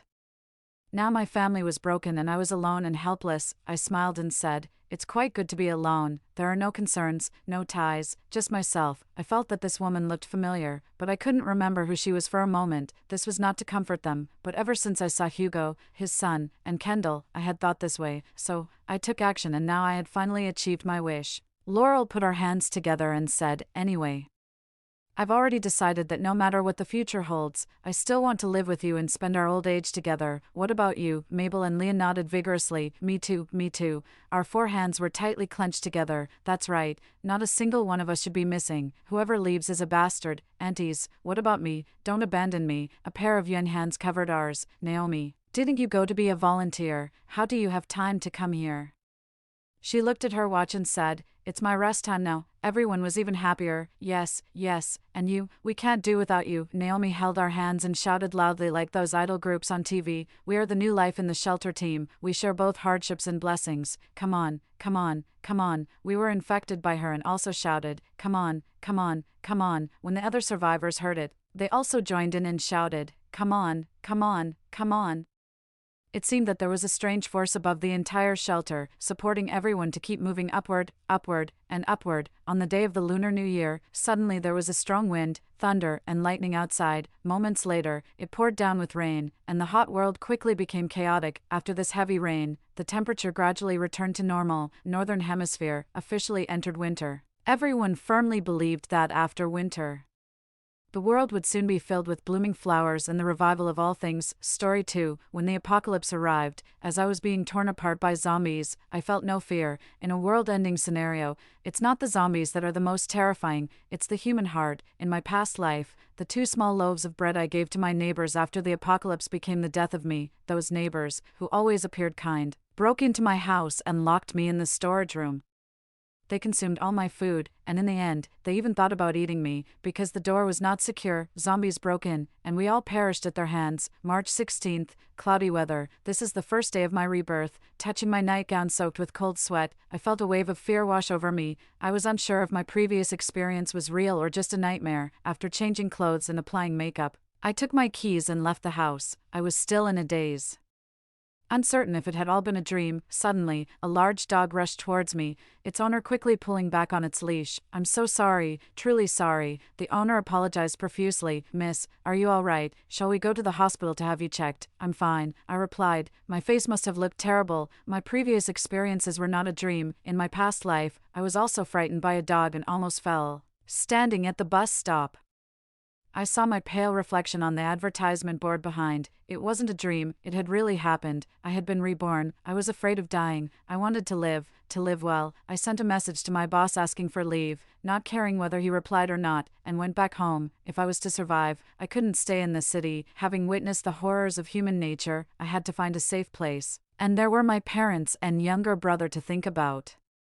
I needed to find a way to bring them over. Finding the right place wasn't easy. It had to be far from the city and there wasn't much time. It needed a sturdy house, and I had to consider how to transport supplies conveniently. I decided to first bring my parents over. I am a country girl, and my parents lived in the countryside. They always thought living in the city was too expensive and never wanted to trouble me or come live with me, fearing they might be a burden while searching for a place. I tried to persuade my parents to come to me. It wasn't easy to find the right place, and after 2 or 3 days of searching with no success, I decided to broaden my search. Finally, on the 7th day, I found what I was looking for on an adventurer blogger's page, an abandoned hotel in the forest, far from both the city and rural towns. However, it was quite old and transporting supplies there would be difficult. I ignored my boss's repeated calls, packed some essentials, and headed to B-City. I had wasted too much time already. I needed to act quickly. The hotel had 3 floors. The first floor had a large hall, 4 rooms, and a separate kitchen. The second and third floors each had 7 rooms. I couldn't find out who owned the hotel, and with time pressing, I hired a contractor to check it over. The structure was still quite solid, since the location was difficult to access. I spent a lot of money hiring workers from outside the area.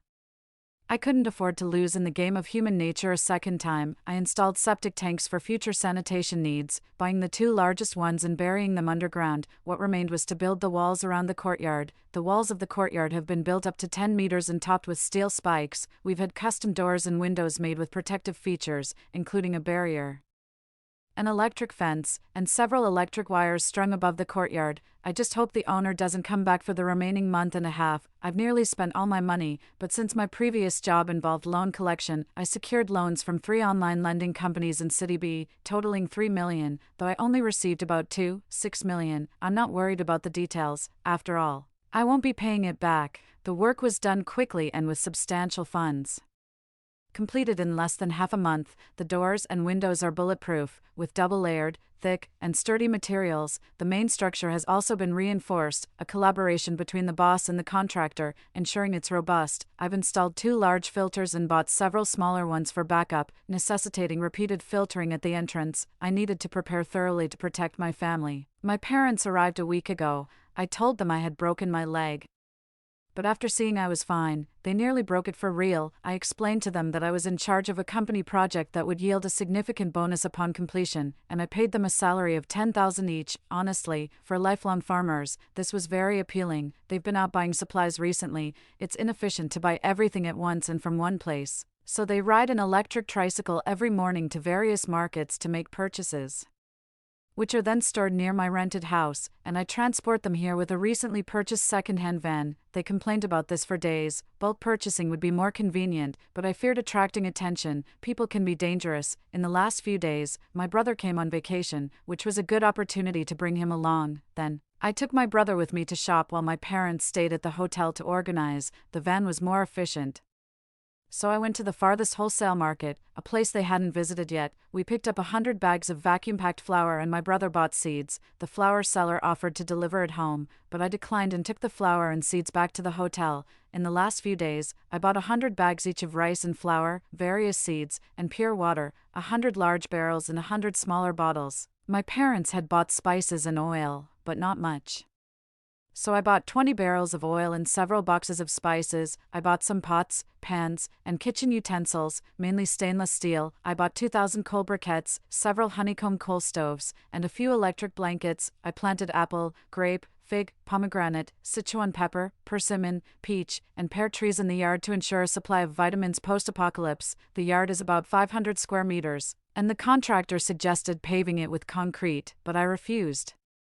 I bought mattresses and several cotton quilts. I ordered medicines online, delivered to my rented house. The pharmacies had limited stocks. Basic vitamins and medications for gastrointestinal issues and inflammation were all I could get. On the way back, I stopped at a second-hand bookstall and picked up a variety of random books. I installed solar panels, bought 5 batteries, went to a black market for fuel, and bought oversized barrels of gasoline and more diesel. Lastly, I purchased a generator, protective gear, and some agricultural tools like hoes, spades, and shovels. I bought 2 large refrigerators, filled them with beef, lamb, chicken, duck, a whole pig, and various seafood. The rest was filled with various dried vegetables like mushrooms and kelp, which can be stored long-term, along with 100 pounds of cured meat and sausages. Thinking about pickling vegetables in the future, I went out and bought a large bag of salt and white sugar, purchased 50 kilograms of vinegar and 100 kilograms of grain alcohol. I bought 5 smartphones, downloaded various music and TV shows, 10 walkie-talkies, as well as lamps and batteries, 5 surveillance cameras, 3 computers, 2 boxes of face masks, and a box of skincare products. For clothes, I went straight to the wholesale market at the train station where the prices are very low. I bought lots of sweaters, cotton pants, jackets, sportswear, including shoes, roughly 20 pairs per person. I also wholesale purchased several dozens of camouflage uniforms and military coats, 100 pairs of gloves, 50 scarves, 50 sets of thermal underwear per person, 100 men's t-shirts, 100 women's t-shirts, and other items including towels, socks, rain boots, sewing kits, laundry detergent, shampoo, and more. Toilet paper and sanitary pads were bought in bulk by the bagful, if time had allowed.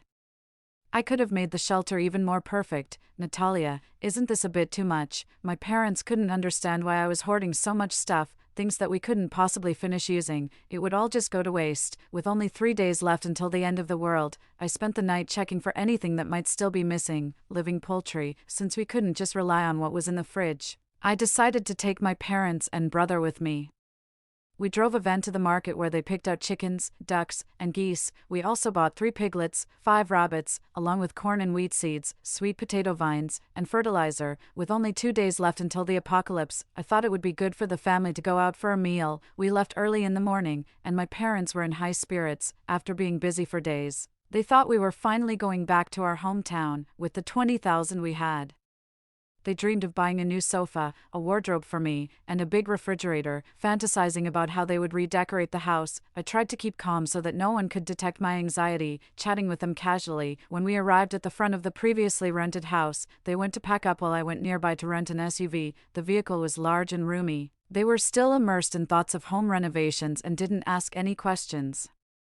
I took them to a private restaurant in City B, booking a private room. "This must be expensive," they remarked, admiring the decor. "The company will reimburse it. Just enjoy the meal." After we finished eating, I went to pay while they waited in the private room. In the lobby, a woman started convulsing, foaming at the mouth, her limbs twisting. Seeing this, my pupils dilated and my eyebrows furrowed. Had the apocalypse come early? The waitstaff all rushed to assist her, delaying my checkout. There was no time to waste. I rushed back to the private room, pulling my parents and brother out. "What's happening?" There wasn't time to explain. I pushed them through the revolving doors. "Go wait in the car, and don't open it for anyone knocking or banging on the windows." The woman had slowly stopped convulsing. I knew she would soon turn into a thoughtless, murderous creature. Because I hadn't paid yet, the security guard wouldn't let me leave. I sighed in relief only after seeing them safely out. Just 2 minutes later, the woman began attacking the nearest waiter. The waitress was bitten on the neck, blood everywhere. While the security rushed to help, I seized the opportunity to escape. The parking lot was already showing signs of infection. The blood stains on the cars were clear evidence. I got back to the car to see my parents sweating with fear, and I quickly started the car to drive away. The sound of the engine attracted the zombies. They shuffled towards us, their bodies a bloody mess, but I floored the accelerator and shook them off. Fortunately, it wasn't rush hour, so the escape went relatively smoothly. "Can we make a trip back to the rental?" My dad's sweat had already soaked his shirt, staining it. "Yeah, okay." Since it was on the way, I didn't refuse. He must have had something important to retrieve. My dad and brother went upstairs while my mom and I waited in the car in this secluded area, sparsely populated. There were no zombies around yet. They came back 2 minutes later, carrying 2 puppies and a cat, with a backpack in hand. I didn't ask any questions, just focused on getting us to safety. We arrived before 3 in the afternoon. Although remote, this place wasn't completely safe. Something had to be done. The hotel was in the mountains, not too far considering guests needed to find their way. Just past 2 mountain heads, a small path led directly to the hotel. It was about a 20-minute drive. I checked my phone, scrolled through a few zombie videos, but they weren't getting much attention, probably suppressed by someone. No wonder the zombies appeared early. The outbreak probably started here sooner. As I stepped outside with the box, my parents stopped me, still traumatized by the horrors outside. I had to listen to them and let my brother and dad come with me. We drove, took a shovel, and headed to the fork leading into the mountains, now surrounded by green trees. The fork was not very noticeable, but it would be more obvious come winter. I spread caltrops at the fork. I didn't care whether the approaching people were good or in need of help. I'm not a saint or a selfless person. I just wanted to protect my family. My dad and brother dug a trench with the shovels, a temporary measure for our defense. Anyone coming would have to walk, buying us some time. After 2 hours of hard work, we finished a wide and deep trench. When we returned, my mom had run a long way to meet us. We ate hot dough ball soup with freshly made flatbreads, warming both our stomachs and hearts. That night, my brother stayed up to monitor the surveillance, moving his bedding early to the upstairs monitoring room. Today, the big cat we brought had given birth to 5 kittens. It seemed they had different fathers, as they were all different colors. On the first day of this apocalypse, our home welcomed new life. Watching the kittens nursing, I asked my mom if she ever regretted adopting me. "I only regret that we weren't more capable. You're so smart. It would have been great if you could have gone to college." I was adopted, in that closed-off village where daughters were often undervalued, abandoned by my biological parents. I was taken in by a newly married couple who had no children of their own. People always said it was foolish to take in just one girl when they would eventually have their own children anyway. Why bother with another girl? But they still brought me home and raised me as if I were their own. When my younger brother needed to go to school and we couldn't afford the tuition, I secretly followed the older girls in the village to work. My father caught and brought me back. And that was the first time I was beaten. After graduating from high school, I was unwilling to continue my studies, so I took 200 yuan from home and moved to the big city to start working as a waitress. Then later at an electronics factory, I managed to seize some opportunities, made some money, but of course, I also faced losses. Things went around in circles, but gradually, our family's situation improved, and we even managed to build a house. My brother no longer needed to worry about tuition and could focus on his studies. Everything was getting better, but then the apocalypse arrived, and here I am, trapped, outside. The apocalypse seems unrelated to us. We are just focused on planting the vegetable seeds we bought, hoping to eat fresh vegetables soon. We also planted some corn seeds. With the still functioning internet, I discovered that information could no longer be suppressed. The same occurrences from my previous life began to surface in City A. I haven't left the property management group chat, watching people panic, still debating whether to go to work. Clearly, they aren't taking these monsters seriously. Some people have already started to hoard food. Actually, hoarding supplies now is the right move. Initially, zombies are slow and sluggish. It takes 24 hours for the virus to mutate inside a body, but as time progresses, they slowly turn into zombies. And their movement speeds up. At first, people didn't take zombies seriously. Some even provoked zombies by filming videos and making jokes. When the zombies got faster, many were caught off guard and bitten. In my last life, because I had hoarded a lot of food initially, I ended up being targeted due to my overly compassionate nature. When I died, about a month into the apocalypse, people broke into my home and consumed all the remaining food, and then they even thought about eating me. This time around, I choose not to get involved and just watch what happens. Soon, people in the group chat reported that the zombies were moving slowly, so there was no need to worry. Everything seemed to return to normal. People went to work and school as usual, but in City B, the evolution of the zombies had already accelerated, while City A was still unresponsive. I began looking for ways to block the path of potential future intruders.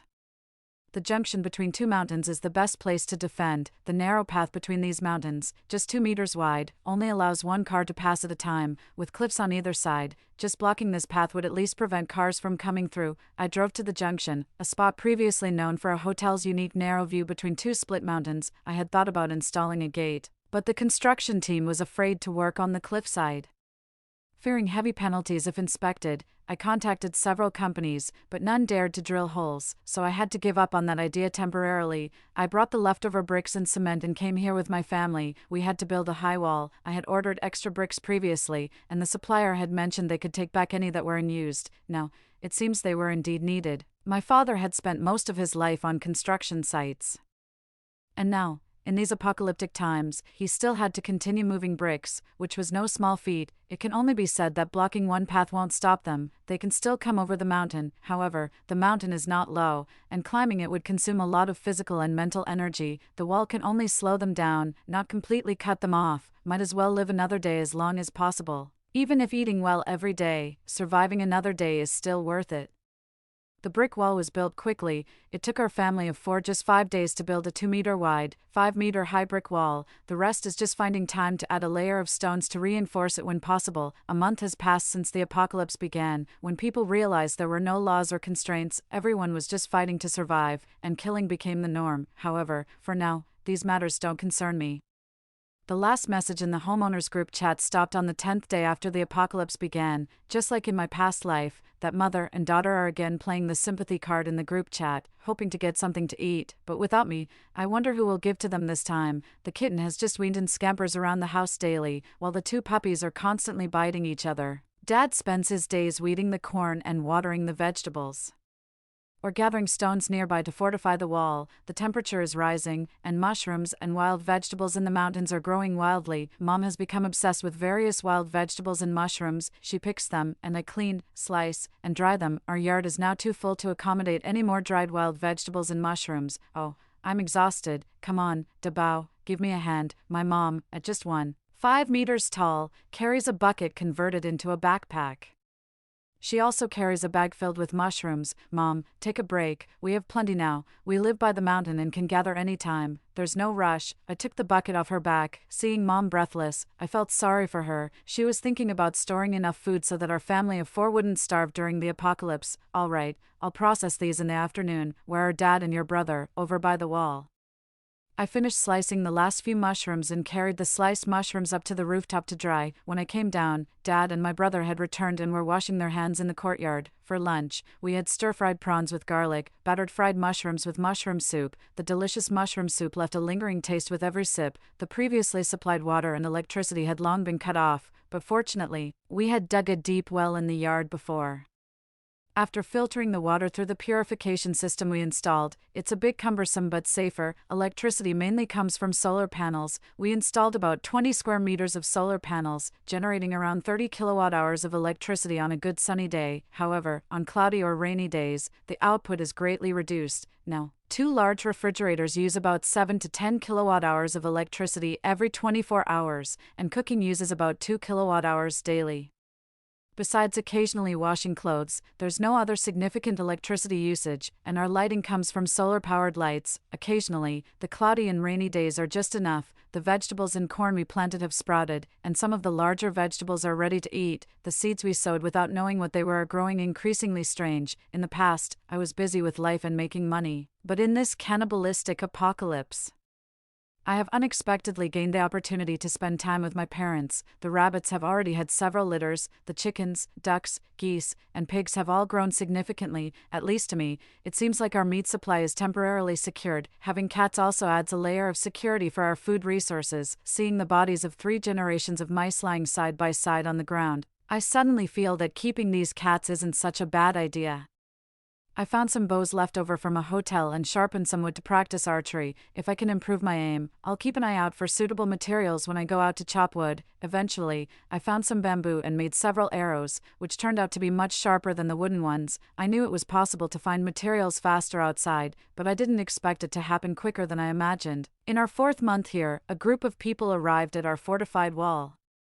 I climbed the ladder I had made, hiding behind a protruding rock. Peering through the gaps between the rocks and bricks, I saw 6 men and 1 woman. The men looked fierce and intimidating, clearly not the type to mess with. The woman was beautiful, but her role in the team was probably predictable. They seemed well prepared with climbing hooks and ropes, having likely done this before. They didn't rush to act. Discussing something among themselves, I stood on the ladder, with my brother and father below, visibly nervous. The sky today was overcast, as if it was pressing down on us, and soon a light rain began to fall. I watched them coldly from the ladder. My father went back home to fetch some things. The group calmly set up a pot to cook, probably wanting a full meal before they continued. My father returned with several sickles, a bag of gasoline, and some food. I wasn't in the mood to eat, so I just had a few sips of chicken soup to warm up. I also didn't dare wear a raincoat, fearing the noise from the plastic might alert them. After half an hour, they began throwing hooks over the wall. The wall wasn't low, and with the slippery conditions due to the rain, climbing it was challenging. As they were about to climb over, I cut their rope with a sickle. The sound of a body falling was loud, accompanied by a curse as they hit the ground. Another rope was too far to cut in time, so I took out my bow and shot a bamboo arrow at them. The man didn't react in time, and the arrow struck his chest, not penetrating deeply. Still, he fell straight down. The remaining people clearly hadn't given up. It was evident they were well prepared, even bringing guns and explosives. It looked like they were planning to blow up the wall. I took off my socks, soaked them in oil, tied them around a bamboo arrow, and lit it with gasoline. Aiming for the leader's waist where he carried a handgun, there was a loud bang. I had aimed slightly off.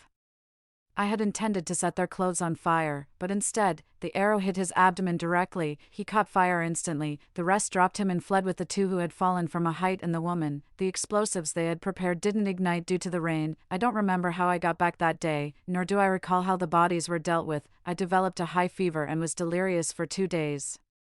Dreaming of scenes from my past life on the brink of death, my mother told me that my father climbed down the ladder and buried the bodies in shallow graves on the spot. He dug the graves alone, not very deep, so there might be a foul smell when the weather gets hot. After this incident, my brother became even more diligent about building his wall. He scoured the nearby mountains clean of suitable stones, eventually having to go further afield to find more. I don't know if that group will come back, but if they do, they might choose to approach from the nearby mountains, so we must prepare well and set traps along the mountain path. With limited tools, we can only make simple arrangements using what the mountain provides. During July and August, the temperature is very high, and the smell of corpses is overwhelming, making it hard to eat. In August, the weather is scorching, as if trying to dry us out, which feels abnormally hot. Even the younger brother who builds walls doesn't go there anymore. We try to clear out some space in the fridge for ice water, turn on an air conditioner, and the electricity usage surges, barely covering daily needs. It seems hotter than previous years. Even the leaves on the trees are wilting. Occasionally, we wander near the walls to check for anything suspicious. The vegetables we planted are half dead from the heat, and a lot of corn has died too. We can only water them frantically to save some. The seeds my brother planted have bloomed, not sure what they were, maybe a mix or just flower seeds. Because we water a lot, they bloomed very beautifully. Now that they've grown, we occasionally cut some to put inside the house, to cultivate my scant sentimentality. Since that group left, they haven't come back. We can relax and stay indoors, enjoying the air conditioning. Now at night, you can see the Milky Way. perhaps with less human disturbance. Earth is healing itself. The group hasn't returned, but we continue to perfect our traps, guessing that in the future, we might not dare to walk this path ourselves. By mid-September, the corn has matured, and we've enjoyed several meals of sweet potatoes, making stir-fried sweet potato leaves and buns. We harvested not many sweet potatoes, half turned into dried sweet potatoes and half stored. The tenderer corn is boiled. The kernels stripped and dried for making soup later. Don't know which goose laid an egg. Truly a proud moment for our goose. One rabbit has been eaten, spicy rabbit, which tasted good, and we kept the skin hanging at the door. My brother has started to study traps and sets them up himself, so I definitely won't go to the mountains alone anymore, afraid of getting riddled with holes. Our home's firewood pile is full. A testament to our months of hard work. The allure of mushrooms for my mother has neither increased nor decreased. We bring back buckets of mushrooms and dry them on the top floor. The yard has been reorganized, and we planted cabbage, radishes, some parsley, and greens. In early October, that group came again, apparently with new members, about a dozen people, and that woman is still with them, looking quite well nourished. They still came on foot, perhaps because their car tires were damaged halfway. Or maybe they got off the car and walked on purpose, wary of getting their tires punctured. 2 of them walked with a limp, probably stepping on the nails we scattered on the road. Hey, those inside, listen up, come out obediently, and I'll spare your lives. If you don't come out, once we get in, we'll scatter even your ashes. This little guy is quite ugly, thinking too highly of himself. My mom and the others are ready with what they prepared. I'm still on the ladder. And this time they've changed their tactics, prepared with iron chains, secretly pouring gasoline on them. As they climbed up, we secretly lit the fire behind them, the chains too hot to handle. Suddenly, a bullet grazed my shoulder, bringing a burning pain. My short sleeve was soaked with blood, dripping from my fingertips. In a frantic rush, they tried to get me down from the ladder, but I had only descended a few rungs. It seemed they had spotted me. I asked my dad where he had last placed the dynamite pack. He had casually left it by the stone wall outside while burying someone. I peeked stealthily and spotted the dusty, earth-colored little package in the corner. However, I wasn't sure if it could be ignited or if it would be effective, but just as I peeked out, a bullet shot towards me. I draped the oil-soaked cloth over the arrow. I can let you in, but what's in it for me? I hid behind cover, signaling my family to move back. I wasn't sure about the explosive power of the dynamite and had no confidence in igniting it myself. It was a risky attempt. Lady, if you shelter us today, we'll take you to our base, which is better than staying in these deep woods. The voice was pleasant, but it clearly didn't belong to a good person. Why should I trust you when you almost killed me just now? I talked with them, buying time while secretly observing through the cracks. It was a misunderstanding, lady. Didn't you also kill 2 of our brothers earlier? Since I've killed your men before, how can you assure me that you won't turn on me after I let you in? As they backed off far enough, I prepared to ignite the dynamite pack. We'll put down our guns and won't hurt you again. I heard something hit the ground, but I dared not show my face. I might get shot in the head. Without making a sound, I lit the fire and shot. At the same time, they fired bullets, one hitting my arm. If I hadn't lifted my body just then, it would have been my head. The dynamite exploded, nearly knocking me off my feet. The explosion devastated the other side. At least half were immobilized. Others were still moving or lying on the ground unresponsive. Bearing the pain, I drew my bow with all my strength, then tried to finish off whoever was still moving. My mom was terribly anxious as blood continued to drip from me. After firing 4 arrows, I couldn't lift my arm anymore. My brother took the gasoline bottle prepared by my dad, climbed up, ignited it, and threw it at those people. The bottle shattered against the rock wall, igniting several who were too close. A few who tried to escape were also set ablaze by the exploding gasoline bottles. My mom bandaged my arm simply. I might have been fainting from blood loss. That woman was lucky because she was far away. Someone had fallen on her, and she was unscathed. Spare me. I'll do anything. I'll be your servant.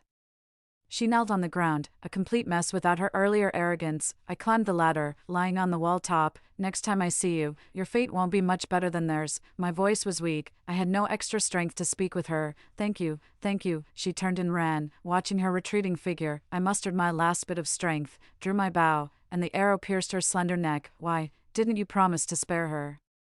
My naive brother seemed puzzled. This is the apocalypse. If she gets out, she might bring others here. She's just a woman, fragile and weak. She shouldn't be a threat, right? An idiot to think that a woman who survives among a bunch of men and even thrives couldn't pose a threat. But she doesn't look threatening. How could she be? Why couldn't she? In a post-apocalyptic world, to survive, people do things you can't even imagine. I don't want to talk to my naive brother anymore.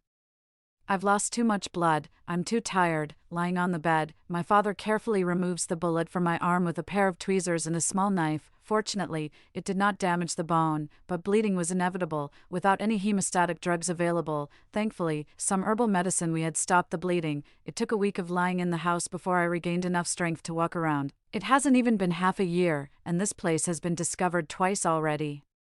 This time nearly costing my life. It seems we need to prepare even more. The bodies were buried in a large pit they dug. That woman wasn't completely dead at the time and had crawled a bit further. Honestly, I feel too cruel, but if I don't kill them, they would kill me. The last explosion loosened the walls. My father and brother reinforced them again. I spent my days at home, playing with the cats and dogs, enjoying the privileges of being ill, which lasted for 2 months. Chickens, ducks, and geese have started laying eggs one after another, and the pigs have grown plump. By the new year, we should be able to slaughter one. The rabbits are breeding faster than I expected. We eat one every month to satisfy our cravings. The weather has cooled significantly, but it hasn't affected the wheat we planted earlier, which has sprouted nicely. I still can't exert much strength with my hand, which might affect my ability to use a bow and arrow in the future.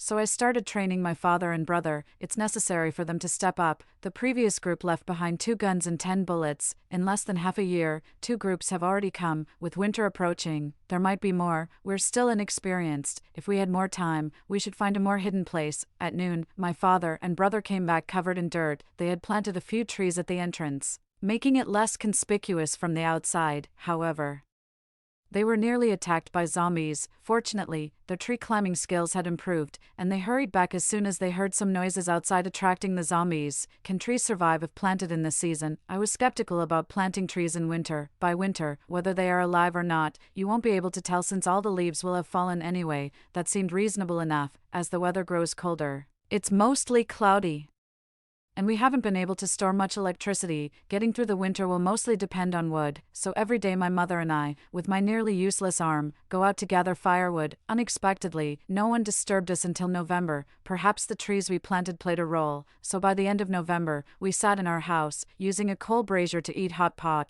Although it was cold, my injury didn't get infected, but my arm still wasn't as functional as before. Even picking up a meatball was difficult. After feeding the livestock with the previously dried grass, we used wood to block the drafty walls. The pigs were kept in the old car shed with some added straw, and we didn't bother them anymore. The snow came earlier than I expected. Just after we reinforced the chicken coop, hailstones the size of marbles began to fall, and the 4 of us immediately rushed to save our solar panels. This is our only tool to obtain electricity. Fortunately, it wasn't damaged. As evening approached, a heavy snow began to fall, quickly covering the ground. By nightfall, the snow was deep, and we had to temporarily move the livestock inside to the hall, fearing they would freeze to death. Our family of 4 squeezed into one room, while the cold wind outside howled, rattling the windows. Inside, a coal stove simmered with duck soup. We gathered around, enjoying the tranquility amidst the blizzard. The first winter after the apocalypse was colder than we had imagined, but fortunately, we had plenty of supplies. 14. As the temperature warmed up, the livestock could be moved back to the yard. The hall was a mess with manure. It took 4 or 5 washes with a hose to barely clean the floor. The weed in the yard was lush, and my brother's archery skills had surpassed mine. He had disassembled and reassembled the gun multiple times, clearly understanding its mechanics. Several rabbits were eaten. The pigs were not slaughtered, and we consumed a couple of chickens, ducks, and geese. Looking at the remaining food and the reinstalled solar panels, well, with food and drink, the future looks promising. Spring here is abundant with food. Wild vegetables and mushrooms are enough to last us a long time. The wheat sprouts have shot up significantly. The garlic we planted earlier has also grown a lot, and various vegetables are planted in the garden again. The livestock at home have done well. Even the chickens, ducks, and geese have hatched eggs. The sow is pregnant and has become a priority for protection at home. My brother and dad are obsessed with planting trees, but due to the danger at the crossroads, they've had to move their planting area inward. Of the trees planted earlier, only one survived, standing out among the green, especially the dead ones blocking the road. I knew it. Planting trees in winter has as low a success rate as my winter weight loss attempts. They are addicted to planting trees. My mom is obsessed with foraging for wild vegetables and mushrooms. We've almost completely explored the 2 mountains behind us. The mushrooms are enormous. One can only hold one in a hand, plump and cute like those from a fairy tale. The snakes in the forest are also cute and pleasing, thick and long, making one tremble with fear. But it's okay, you get used to it after seeing them a few times. This April marks 1 year since we moved here, now with livestock. Dogs, cats, and a source of food. Men plant trees, women store food. I don't know how many trees they've planted, but just in mushrooms alone, we have 2 large sacks, all dried. My dad says a few more trees and they can connect with the ones already planted, if we can secretly replace the ones at the crossroads, but I went with them once, and there were more zombies there than I expected. Luckily, they lack intelligence, and many are entangled in the vines, becoming mummies. We decided to plant the last tree. After that, we won't be able to go to the crossroads anymore, and I'll join them. The trees are all young and chosen carefully, pushed in a small cart by 2 people. It takes a long time to walk from home to the crossroads, so the working hours each day can't be too long. It takes several days to move and plant a tree. We leave at 5 in the morning, and it takes until after 8 to reach the planting site. The hole is already dug, we just need to move the nearby trees over. This place isn't too close to the crossroads, about 800 meters away. Standing here, you can see the zombies wandering on the road, some hanging on the vines dried up, and others still struggling. The closest one is only 100 meters away. But they said it's been hanging there for a couple of days. In a few days, it will probably turn into a mummified corpse. Despite the gloomy weather, we had to continue planting trees when suddenly, the closest zombie broke free and lunged at us with a roar. My father, wielding a shovel, swung it and sent the zombie's head flying far away. This must not have been their first encounter with such a situation while planting trees. As the rain pelted down, we hurried back, drenched to the bone. We thought about taking shelter under a rock face from the rain, but it only got heavier. Seizing a moment when the rain slightly eased, we hastened on our way, but for some reason, we felt as if someone was following us. I'm bleeding. It was only after my brother exclaimed that I felt pain in my arm. There was a long gash, and my sleeve was soaked red with blood. It must have happened while dodging that zombie earlier. Sounds and lights are far less enticing to zombies than blood. Previously, the injury was far enough not to worry about zombies following the scent, but now I guess the footsteps behind us belonged to the zombies. Thankfully, the rain diluted the blood somewhat, otherwise, they would have pounced directly, not this sluggishly. We had to hurry. With the rain lessening, the scent of blood would grow stronger. The footsteps behind us got closer. I tore off my sleeve and threw it onto a tree branch, hoping it would distract them. The 3 of us struggled over a ladder and onto a wall, moving inward. Around the corner, several decayed zombies appeared, likely attracted by the growing scent. They charged at us with a roar, but fortunately, the wall was reinforced, high, and thick. We had no choice but to head home. There were so many in just a short time, there would likely be more later, once home. We explained the situation to our mother and made sure the thickened gate, which had been left open a few times before, was securely closed. It was best not to venture too far in the next few days and to stay at home as much as possible. The high walls should keep them at bay. We resumed using the surveillance at the door and started taking turns keeping watch. We forbade the cats and dogs from going out to avoid attracting zombies with their noise, so we stayed at home for 2 days, monitoring the cameras and noticing nothing unusual outside. I wondered how the perimeter wall was holding up. The next morning, armed with a helmet, a shovel, and a gasoline can, I went out to check the wall. Standing on the wall, observing the 20 or so zombies that were learning to stack up, I realized they were not as dumb as I thought and needed to be dealt with quickly. Holding the gasoline can, I was ready to douse them but worried that burning them during the day might attract others due to the smoke. I decided to wait until night. I heard we were having sour soup and dumplings for breakfast, and decided that eating breakfast was more important. When I returned that evening, there were more zombies than before. I doused them with gasoline and set them alight. The foul smell was nauseating. The next morning, the number of zombies hadn't increased. However, a loud noise came from the nearby mountain. Zombies had climbed up and fallen into traps we had set. There were more zombies near the wall, and we had no choice but to douse and burn them again on the nearby mountain. We spotted a zombie entangled in vines, not far from where we lived. At home, we were frantically gathering mushrooms and stockpiling food, fearing that soon we might not be able to go out anymore. The wheat wasn't ripe yet, and we had already consumed some of the previously purchased flour and rice. If we couldn't leave, living off just these few hundred square meters of land can be quite challenging. We gather mushrooms and chop firewood. While I burn zombies and patrol with my dog to check if there are any nearby, it's best if we can deal with them right away. Fortunately, it's mushroom season, so we've gathered plenty to last us for a while. More zombies have appeared nearby, but their movements are hindered by vines and branches, so we've managed to deal with them. As the wheat nears harvest, our range of movement has significantly reduced. We can only pick mushrooms and wild vegetables on the mountain behind us.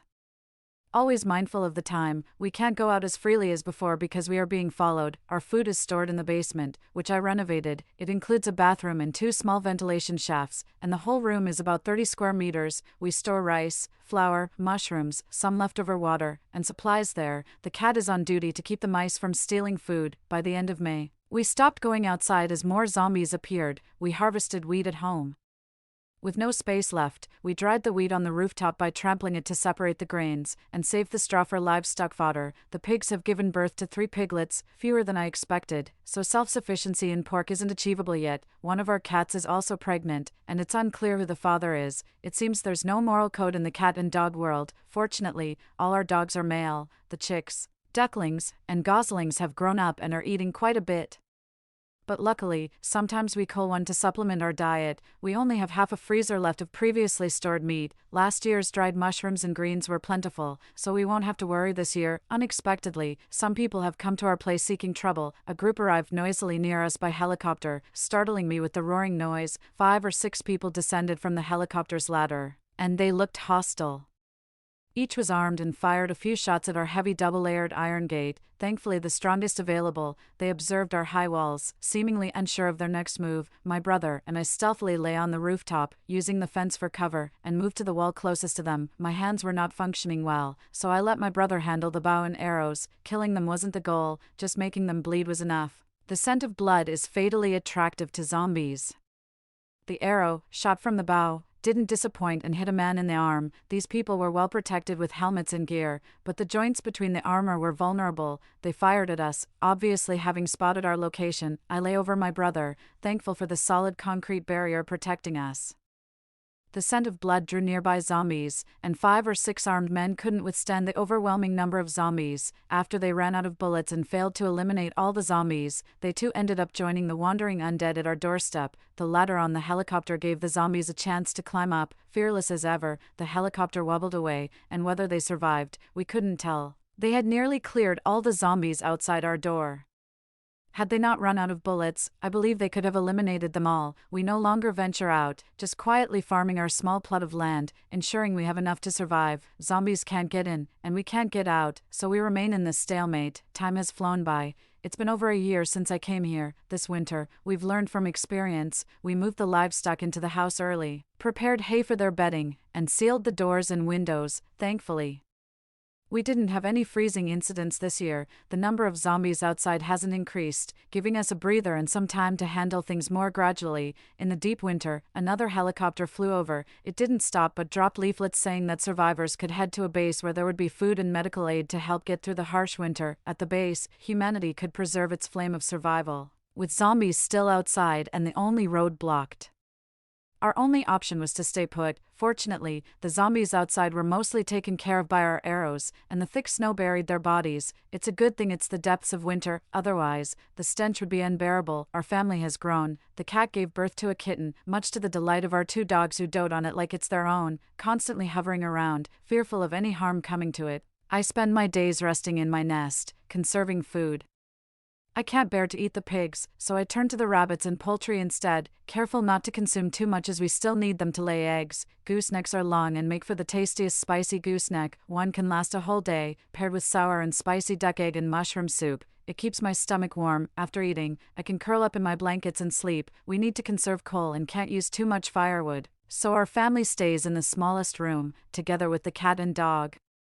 Trying our best to keep warm, apart from a vent above the door, we keep everything else tightly sealed. We can't skimp on warming the livestock, otherwise, we might lose some to the cold. We try to reserve the firewood for them. We keep ourselves warm under thick quilts and by wearing extra layers. Lighting just a couple of coal briquettes when cooking is enough. This winter has been much better than the last, at least we had the experience. Suffered no losses. and didn't lose any livestock to the cold. Next year, I plan to stock up more firewood, even filling up the second and third floors. Spring arrived later than I expected. Once the snow melted, I stood on the rooftop and saw the zombies lying on the ground. We had to bury them quickly to prevent the spread of disease. One night, I took the chance to douse my arrows in gasoline and set them on fire. Once they were mostly burnt, I went out to dig pits for burial, making sure to bury them far from the house to avoid the smell drifting our way. The heads of those hanging from trees nearby had dried out. I chopped them off and buried them on the spot. We don't know if more zombies will come, so we need to hurry to gather wild vegetables, mushrooms, and wood. I found some watermelon seeds I bought previously, unsure if they would still sprout. I've also tried planting winter melon and pumpkin seeds, but it's a long shot as they might not grow due to the time past. I've planted chives, water spinach, green beans, eggplants, tomatoes, cucumbers, lettuce, and other greens. In the corner, I scattered some flower seeds that were previously planted incorrectly, desperately needing something beautiful to cultivate my spirit. This year, the fruit trees are doing exceptionally well, bearing many small fruits. Although it's uncertain how many will mature fully, no new zombies have approached outside. It seems the few remaining will turn into mummies soon due to the sun exposure. We tend to our greens and crops in the yard, ignoring the zombies. We thought about building a traditional heated brick bed, but due to limited experience, despite several months of trying, we didn't succeed. Although my dad can build a stove, he's not skilled in constructing brick beds. To save face, he ended up building just the stove. It looks like we'll need to stock up on more firewood every day. I gather firewood, and my brother picks fresh mushrooms and wild greens, each of us determined not to freeze or starve this winter, while our parents take care of the fields at home. Zombies haven't come by again. Occasionally, we see mummies hanging from the vines, probably caught before they could reach us. After harvesting the wheat, I thought about exploring deeper into the mountains, but they thought it was too dangerous. Still, I went, setting out early with a flashlight. I climbed 2 mountains before sunrise, sat on a rock, ate a biscuit, and drank some water. Then, I climbed 2 more mountains, tying red yarn at places I passed to avoid getting lost. The trees here block the sun completely, making it very dark inside. Where we live, there's an open space where we can see the sky and the sun, but not here. No zombies, just occasional animals passing by. Finding nothing of use, I decided to head back. One morning, I woke up at 9, groggy and having overslept. Staring at our only timekeeping device, for lunch, I made chive and egg buns and drank some corn soup. Recently, our ducks hatched several ducklings, all fluffy. I approached their pen and the geese's, hoping to get bitten so I could justify eating one, but perhaps my intentions were too obvious, and no geese took the bait. During the peak of summer heat, we started up our long-unused refrigerator. Relying on the icy water to save us, our water heater broke, and without tools to fix it, we now rely on boiling water in a kettle. Luckily, it's summer, and 1 kettle of hot water is enough. It cools us down a bit after washing. The persimmon trees are impressive this year, laden with fruit. We covered a few trees with mosquito nets to protect the scarce fruits from birds. A few of the watermelon, pumpkin, and winter melon plants survived unexpectedly. Out of over 20 planted, a few lived. The watermelons did best, with 5 surviving and producing 6 or 7 fruits. Soon ready to eat, the watermelons turned out delicious, and we'll save the seeds to plant next year. In these long, boring days, I pass the time trying to be a good carpenter, making ugly and useless things. Clearly, I have many ideas but little talent. I'm starting to miss my previous life, often reminiscing about when I first left home to work in a factory.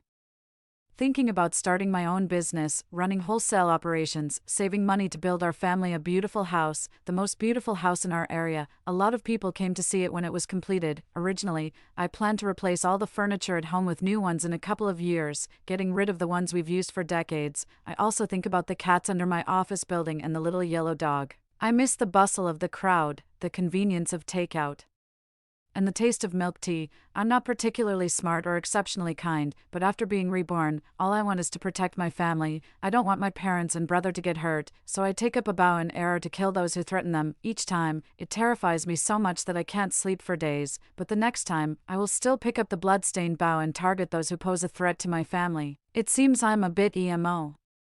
Maybe I should just go back and watch a couple of episodes of Empresses in the Palace while eating a cucumber. Young people refuse to be emo. The rabbit skins we peeled earlier have been made into hand warmers, and some into hats. They might not look great, but they keep us warm. As the weather cools down, the corn is ready to be picked and then dried on the rooftop. At noon, the weather is just perfect, and my parents and brother are making dried sweet potatoes. I'm on the rooftop, Drowsily basking in the sun, this year's persimmons have ripened, hanging bright and sweet on the branches, tasting deliciously sweet. Our chickens, ducks, and geese have granted us freedom with eggs, and our rabbits with meat. In these remote mountains at the end of days, we live an idyllic life, which is quite nice. In late autumn, another plane dropped colorful papers as the nearby zombies have almost been cleared out, and soon a safe zone will be established. No wonder no more zombies are coming our way, they must have been cleared out. It's hard to say when humanity will be able to restore the world to what it once was. We can't go out, so we just stay at home and roast sweet potatoes. As the weather turned cold, I got a fever. I didn't know if the old medicine had expired, but after taking it for 2 meals, it proved ineffective. Indeed, it had expired. I used some alcohol to rub down my body and drank some plant and herb boiled water. And it took 2 days for the fever to subside. When I woke up, I saw my cat and dog army had laid out the bodies of 18 mice by my bed to help strengthen my body. I was touched, but I really couldn't bring myself to eat them. As the weather grew colder, without medicines, I could only drink some plantain water and occasionally some dandelion water. Recovery was very slow, taking about half a month on and off. My cat and dog army took great care of me. Not just bringing mice but also snakes to see me. It took so many days to get better, partly because of the shock they gave me. This year's snow came just a day after we brought in the solar panels, which we placed in a third-floor room where sunlight could still reach. This winter is destined to be extraordinary. Early in the morning, several helicopters flew over our heads. They must have discovered us but chose not to act. A woman's intuition tells me they must be the National Army. When our courtyard was again covered with snow, the helicopters didn't come back. We stayed at home, eating cured sausages and drinking warm rice wine, living out our simple days. This winter is as cold as ever. We stay indoors and keep warm. The trees we cut earlier are enough to see us comfortably through the winter. In the dim kitchen, I keep the stove burning brightly, warming myself and my pets by the stove. Today is New Year's Eve, and unlike before the apocalypse, we no longer hang couplets or set off firecrackers and fireworks. Now, without fireworks, we can only set up a small table by the stove and enjoy a simple New Year's Eve dinner. Today's meal is much more lavish than usual. We've slaughtered a pig. I whipped up a pot of piping hot pork stew and set aside a portion to cure into bacon, hanging it from the ceiling, while the rest of the pork was frozen with ice blocks and stored in the fridge, after enjoying a drink from my stockpiled stash. Our festive New Year's Eve meal was complete. It was a delightful feast that left us sleeping sweetly through the night. In the winter, staying inside was our only option, as stepping outside was akin to courting death. When I was almost stir-crazy from lying around, the weather warmed up, and the helicopters returned. Sometimes, they would transport people to the city, presumably because the zombies were nearly eradicated, and the city was beginning to rebuild. However, this had little to do with us. We continued living in our small courtyard, leading a simple life dictated by the sun's rise and set. For our family, this current life of comfort and ease was unparalleled. We were free from worries about food and safety, which, in these chaotic times, was a rare luxury. Imagining a life without danger was pure fantasy. Our courtyard is quite conspicuous, despite the lush trees that mostly shield it from view. However, from above, some signs of our presence could still be detected. Therefore, it was no surprise when their helicopter hovered above and deployed a squad of soldiers. These were military personnel. Although part of the city has begun to rebuild, the dense population inevitably means a significant presence of zombies. Repeated zombie assaults have inflicted substantial damage on various bases, prompting them to request the use of our place to continue their vaccine research, which had been disrupted when their base was overrun, resulting in heavy casualties among the researchers. In return, they promised to ensure our safety. I was somewhat reluctant, but as they arrived fully armed and did not resort to violence immediately, I assumed they were the good guys. Honestly, I couldn't have resisted even if I wanted to. Last time was a fluke. This time, we'd undoubtedly lose. Their equipment was far superior. We had only sticks, a broken bow, and a few bullets. There was no chance of victory. They had more people, while we were few, and although our walls were high and our doors thick, and even though we had an electric fence, it consumed too much power. We couldn't sustain it for long, so we had no choice but to agree, hoping they would keep their promise. After some discussion, we decided to accept their proposal, partly because they didn't start by firing at us or attacking us outright. They probably had already discovered us earlier and had not shown any hostility or attempted to overpower us, so they seemed to be a legitimate military force. On the third day after we agreed, a group of scientists and about 7 or 8 armed soldiers arrived via helicopter at our courtyard. The person in charge seemed very pleased to have found our place, thanking our family for our contributions to the country during this critical time.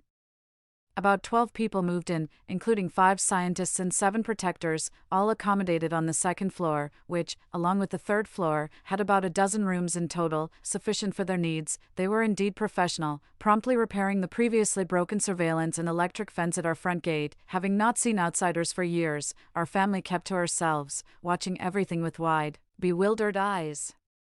Too intimidated to speak as we watched the group clean and organize, even our new pet pig stayed quiet, just watching from the sidelines. It seemed like we had developed social anxiety, which was strange because my sister used to be very talkative. We watched silently as the group moved their equipment and necessary items inside. Then another camouflaged figure arrived with 2 boxes of canned food, seeming to be quite high-ranking. He cheerfully approached my father for a handshake, commenting on finding such a hidden paradise in the midst of apocalypse. Having not interacted with strangers for years, my mother prepared some fine flour and cooked a pot of large steamed buns, a luxury we hadn't enjoyed in a long time since most of our food was mixed with corn, which was rough on the throat. This year's crops hadn't been planted yet. We had planned to wait for warmer weather. The fridge still had some meat, mostly turned into cured meat, with the remainder expected to be eaten before it warmed up too much. With dozens of people eating, it wouldn't last long. We took out some dried string beans and dried winter melon we had prepared earlier, making a dish of stir-fried winter melon and beans with meat. The house had plenty of dried mushrooms, so we cooked a large pot, along with some wood-ear mushrooms we had gathered before. I made a cold dish with black fungus and served a big bowl of spicy pickled radish that had been prepared earlier. I also stopped my brother from being asked to kill a rabbit for the meal, because at this rate, our remaining food supplies would quickly be insufficient. Perhaps the aroma was too enticing. The officer who had been chatting with my dad in the yard decided to stay for dinner. For them, this meal was probably a rare delight, as they devoured it hungrily. It must have been the best meal they had in a long time since the apocalypse. Even the officer was moved to tears by the meal. Luckily, I had prepared extra large portions today. The stir-fried mushrooms were served in a medium-sized stainless steel bowl, but still, everything was gone by the end of the meal, including all the steamed buns. My mother seemed really pleased to finally see someone else enjoying her cooking. She kept urging everyone to eat more, and added more spicy radish to the dishes twice. Watching these people, who were about our age, she must have felt a bit of sympathy for them. Feeding so many people turned out to be a problem. They had their own dry rations, but those were both unappetizing and insufficient. My mom simply had them hand over their rations, and she cooked them into more palatable meals, steaming, boiling, and stir-frying the bland rations along with her dishes. My parents' status in their hearts must have skyrocketed, so much so that my brother and I were spared from dishwashing, weeding, or plowing. We didn't even need to sweep the floors. Jeremy, the chubby kid, was especially good at winning my dad's favor. He kept calling him uncle, helped with chopping wood, weeding, catching bugs, and even fixing tools. Looking at my brother, who was as pale and doughy as a steamed bun, I couldn't help but wonder why Jeremy was so capable. While my brother seemed to know nothing, however, feeding these people was indeed a problem. Lately, we've mostly been eating stir-fried mushroom slices because they're abundant and fresh mushrooms would soon be growing again. After his first visit, the officer never returned, nor did anyone else. They mentioned it was a secret mission, so they wouldn't come unless absolutely necessary.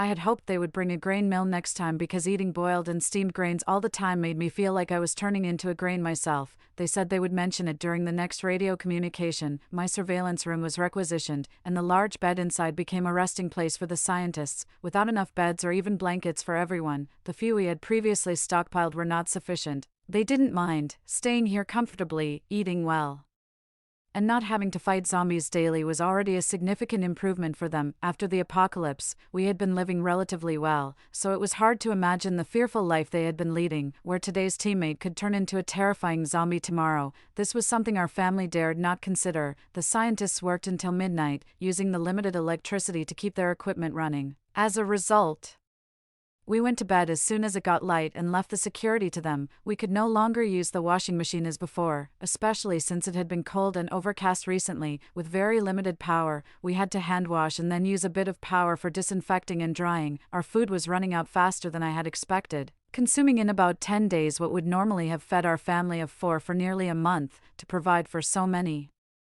My dad went out early in the morning with a couple of people, armed with hoes and shovels. About 100 meters from our yard, there was a small plot of about 10 square meters that caught the sunlight. We had planned to cultivate it since we had previously had more produce than we could eat, but had not yet turned the soil. While taking advantage of the moment, they turned over the soil both outdoors and in their small home garden. As the weather warmed up, It would soon be time to plant some vegetables. The prospect of fresh greens was incredibly enticing to those who hadn't had any for a long time, so, whenever possible, a few of them would go out searching for a suitable spot to cultivate vegetables. Although most of the area was shaded by trees and lacked sufficient sunlight, fortunately, this year warmed up early, after a rainfall. My mother led some people to gather wild greens and mushrooms to fill the bellies of our large family this year.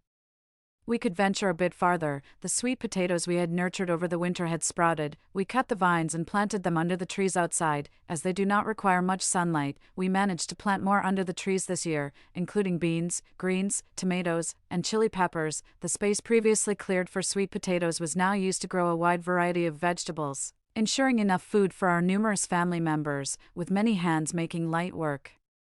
Mushrooms are now plentiful enough to keep us fed. As for the scientists, they continued their diligent work inside the house. I saw them again on a rainy day when, unable to go out, we cleaned and sliced the wild greens and mushrooms, preparing them to be dried on the next sunny day. The head of the team came downstairs with a worried look, rubbing his forehead, evidently facing some difficult issues. He called over the head of security for what seemed to be a confidential discussion. The next day, the security head left. We escorted him to the wall where the previous ladder had fallen apart. We had made a new one. We sent him off as the noise from the helicopter was too loud. Frequent flights compromised the secrecy of our location, overgrown with vines. The path he took was barely visible as he climbed out alone with a scythe, looking every bit the warrior. It reminded me of a phrase, "Who can stop a young warrior bent on his path?" They couldn't hear it, though. While waiting for the head to return, research paused, and the senior scientists joined us daily in foraging for wild greens, steaming them, frying them with eggs, and making cold salads. Probably having not eaten fresh vegetables in a long time, they relished the meals. I had always assumed they were around 40 years old, but they were actually only in their late 20s, their long-term vaccine research leaving them with poor diets and little sleep, evidenced by their many white hairs. We felt sorry for them and tried various ways to help them eat and rest better. We took out the winter quilts we had made, aired them for 2 days until they were fluffy and soft, and repurposed some old bed frames from a hotel renovation to make a few beds for them. On the 14th day of waiting for the head, he returned. Having walked back, he reported that the situation outside was not good. The base was not yet established, and they had already encountered several waves of zombies, suffering heavy losses. They had searched the entire city, and apart from our family, no other survivors were found. He brought back a small machine, a grain mill he had someone make, small enough to grind corn and wheat into flour. Now, we could eat flour-based food. My parents were overjoyed on his return. Using the wild greens we had gathered days before and some dried vegetables from earlier, they cooked a large pot of buns. They were always curious about why our family seemed to be so well prepared, as if we had foreseen the future. I could only vaguely explain that it was due to preparations made before the hotel's opening. Our lives were no longer as relaxed as before. Supplies sometimes sent to us had ceased after we heard the base had fallen. With zombies now stronger, no one had the spare energy to check on us. Fortunately, the dense vines in the mountains provided us with cover. Zombies won't be able to get here anytime soon, and even if they do, they'll be considerably weakened before the apocalypse. These mountains were frequented by people, so the vines were regularly trimmed. Over the past few years, with no one to maintain them, they've grown wildly. Our main source of food has been corn, as the number of mouths to feed has increased, prompting us to clear new land for cultivation. The stocks of rice and flour were already low, and the food produced in this area has barely been enough to feed our family of 4. Now, with even more people, we have no choice but to try and grow more. Research has continued uninterrupted. The vaccines produced can only be stored temporarily in a small refrigerator until it's the right time to distribute them. During this time, we've planted sweet potatoes under the trees. Sweet potatoes, which yield abundantly and are not picky about the environment, have become our staple food. We prepare sweet potato buns, stir-fried sweet potato leaves, and steamed sweet potato leaves. 6 months later, the military visited again while we were dealing with pests in the corn. The same officer returned, but he appeared much older and now had only one arm. He took the vaccines and dropped off a box of dry goods, apologizing to my father for the long gap since the last supply run. He didn't stay for a meal this time, but my father packed some sweet potato buns from the morning, along with bags of dried sweet potatoes and mushrooms. Later, they sent another team out and found the vaccine to be effective but short-lived. They had to continue their research, returning to their nocturnal work routines. With more people, getting through winter became harder. We all squeezed into one room, laying down straw from the previous harvests to keep warm. This year's winter was lively, possibly due to the increased number of people. The vaccine research had to be paused during the freezing winter. For the New Year's Eve dinner, We made stir-fried mushroom and egg, dumplings, stewed meat, and fried chicken. The dishes were simple but served in generous portions. This winter was particularly tough. We ran out of coal and had to burn wood. We couldn't layer blankets as before. Each person had only a few. In early spring, they took the vaccine and left the mountains. Upon returning, they announced the vaccine's success and their impending departure. Asking if we wanted to leave with them, we were hesitant. They promised to come back for us when it was completely safe outside. 2 months later, our family of 4 was alone again, but then, they returned, announcing the city was now safe and a new base had been fully established. We decided to go with them. Outside was just as we imagined, buildings overgrown with vegetation, roads blanketed with plants, and abandoned vehicles covered in greenery. The base was located in the southeastern part of the city, surrounded by high walls. Inside, houses had been constructed, and children were playing. From a helicopter, we surveyed the ruined city. My father handed over our backpack filled with corn, wheat, garlic, various vegetable seeds, and segments of sweet potato vines, all prepared early that morning. We returned to our home in the mountains, waiting for spring to warm the earth. Once everything returns to normal, we'll take our cats and dogs and clear the path leading from our door back to the outside world.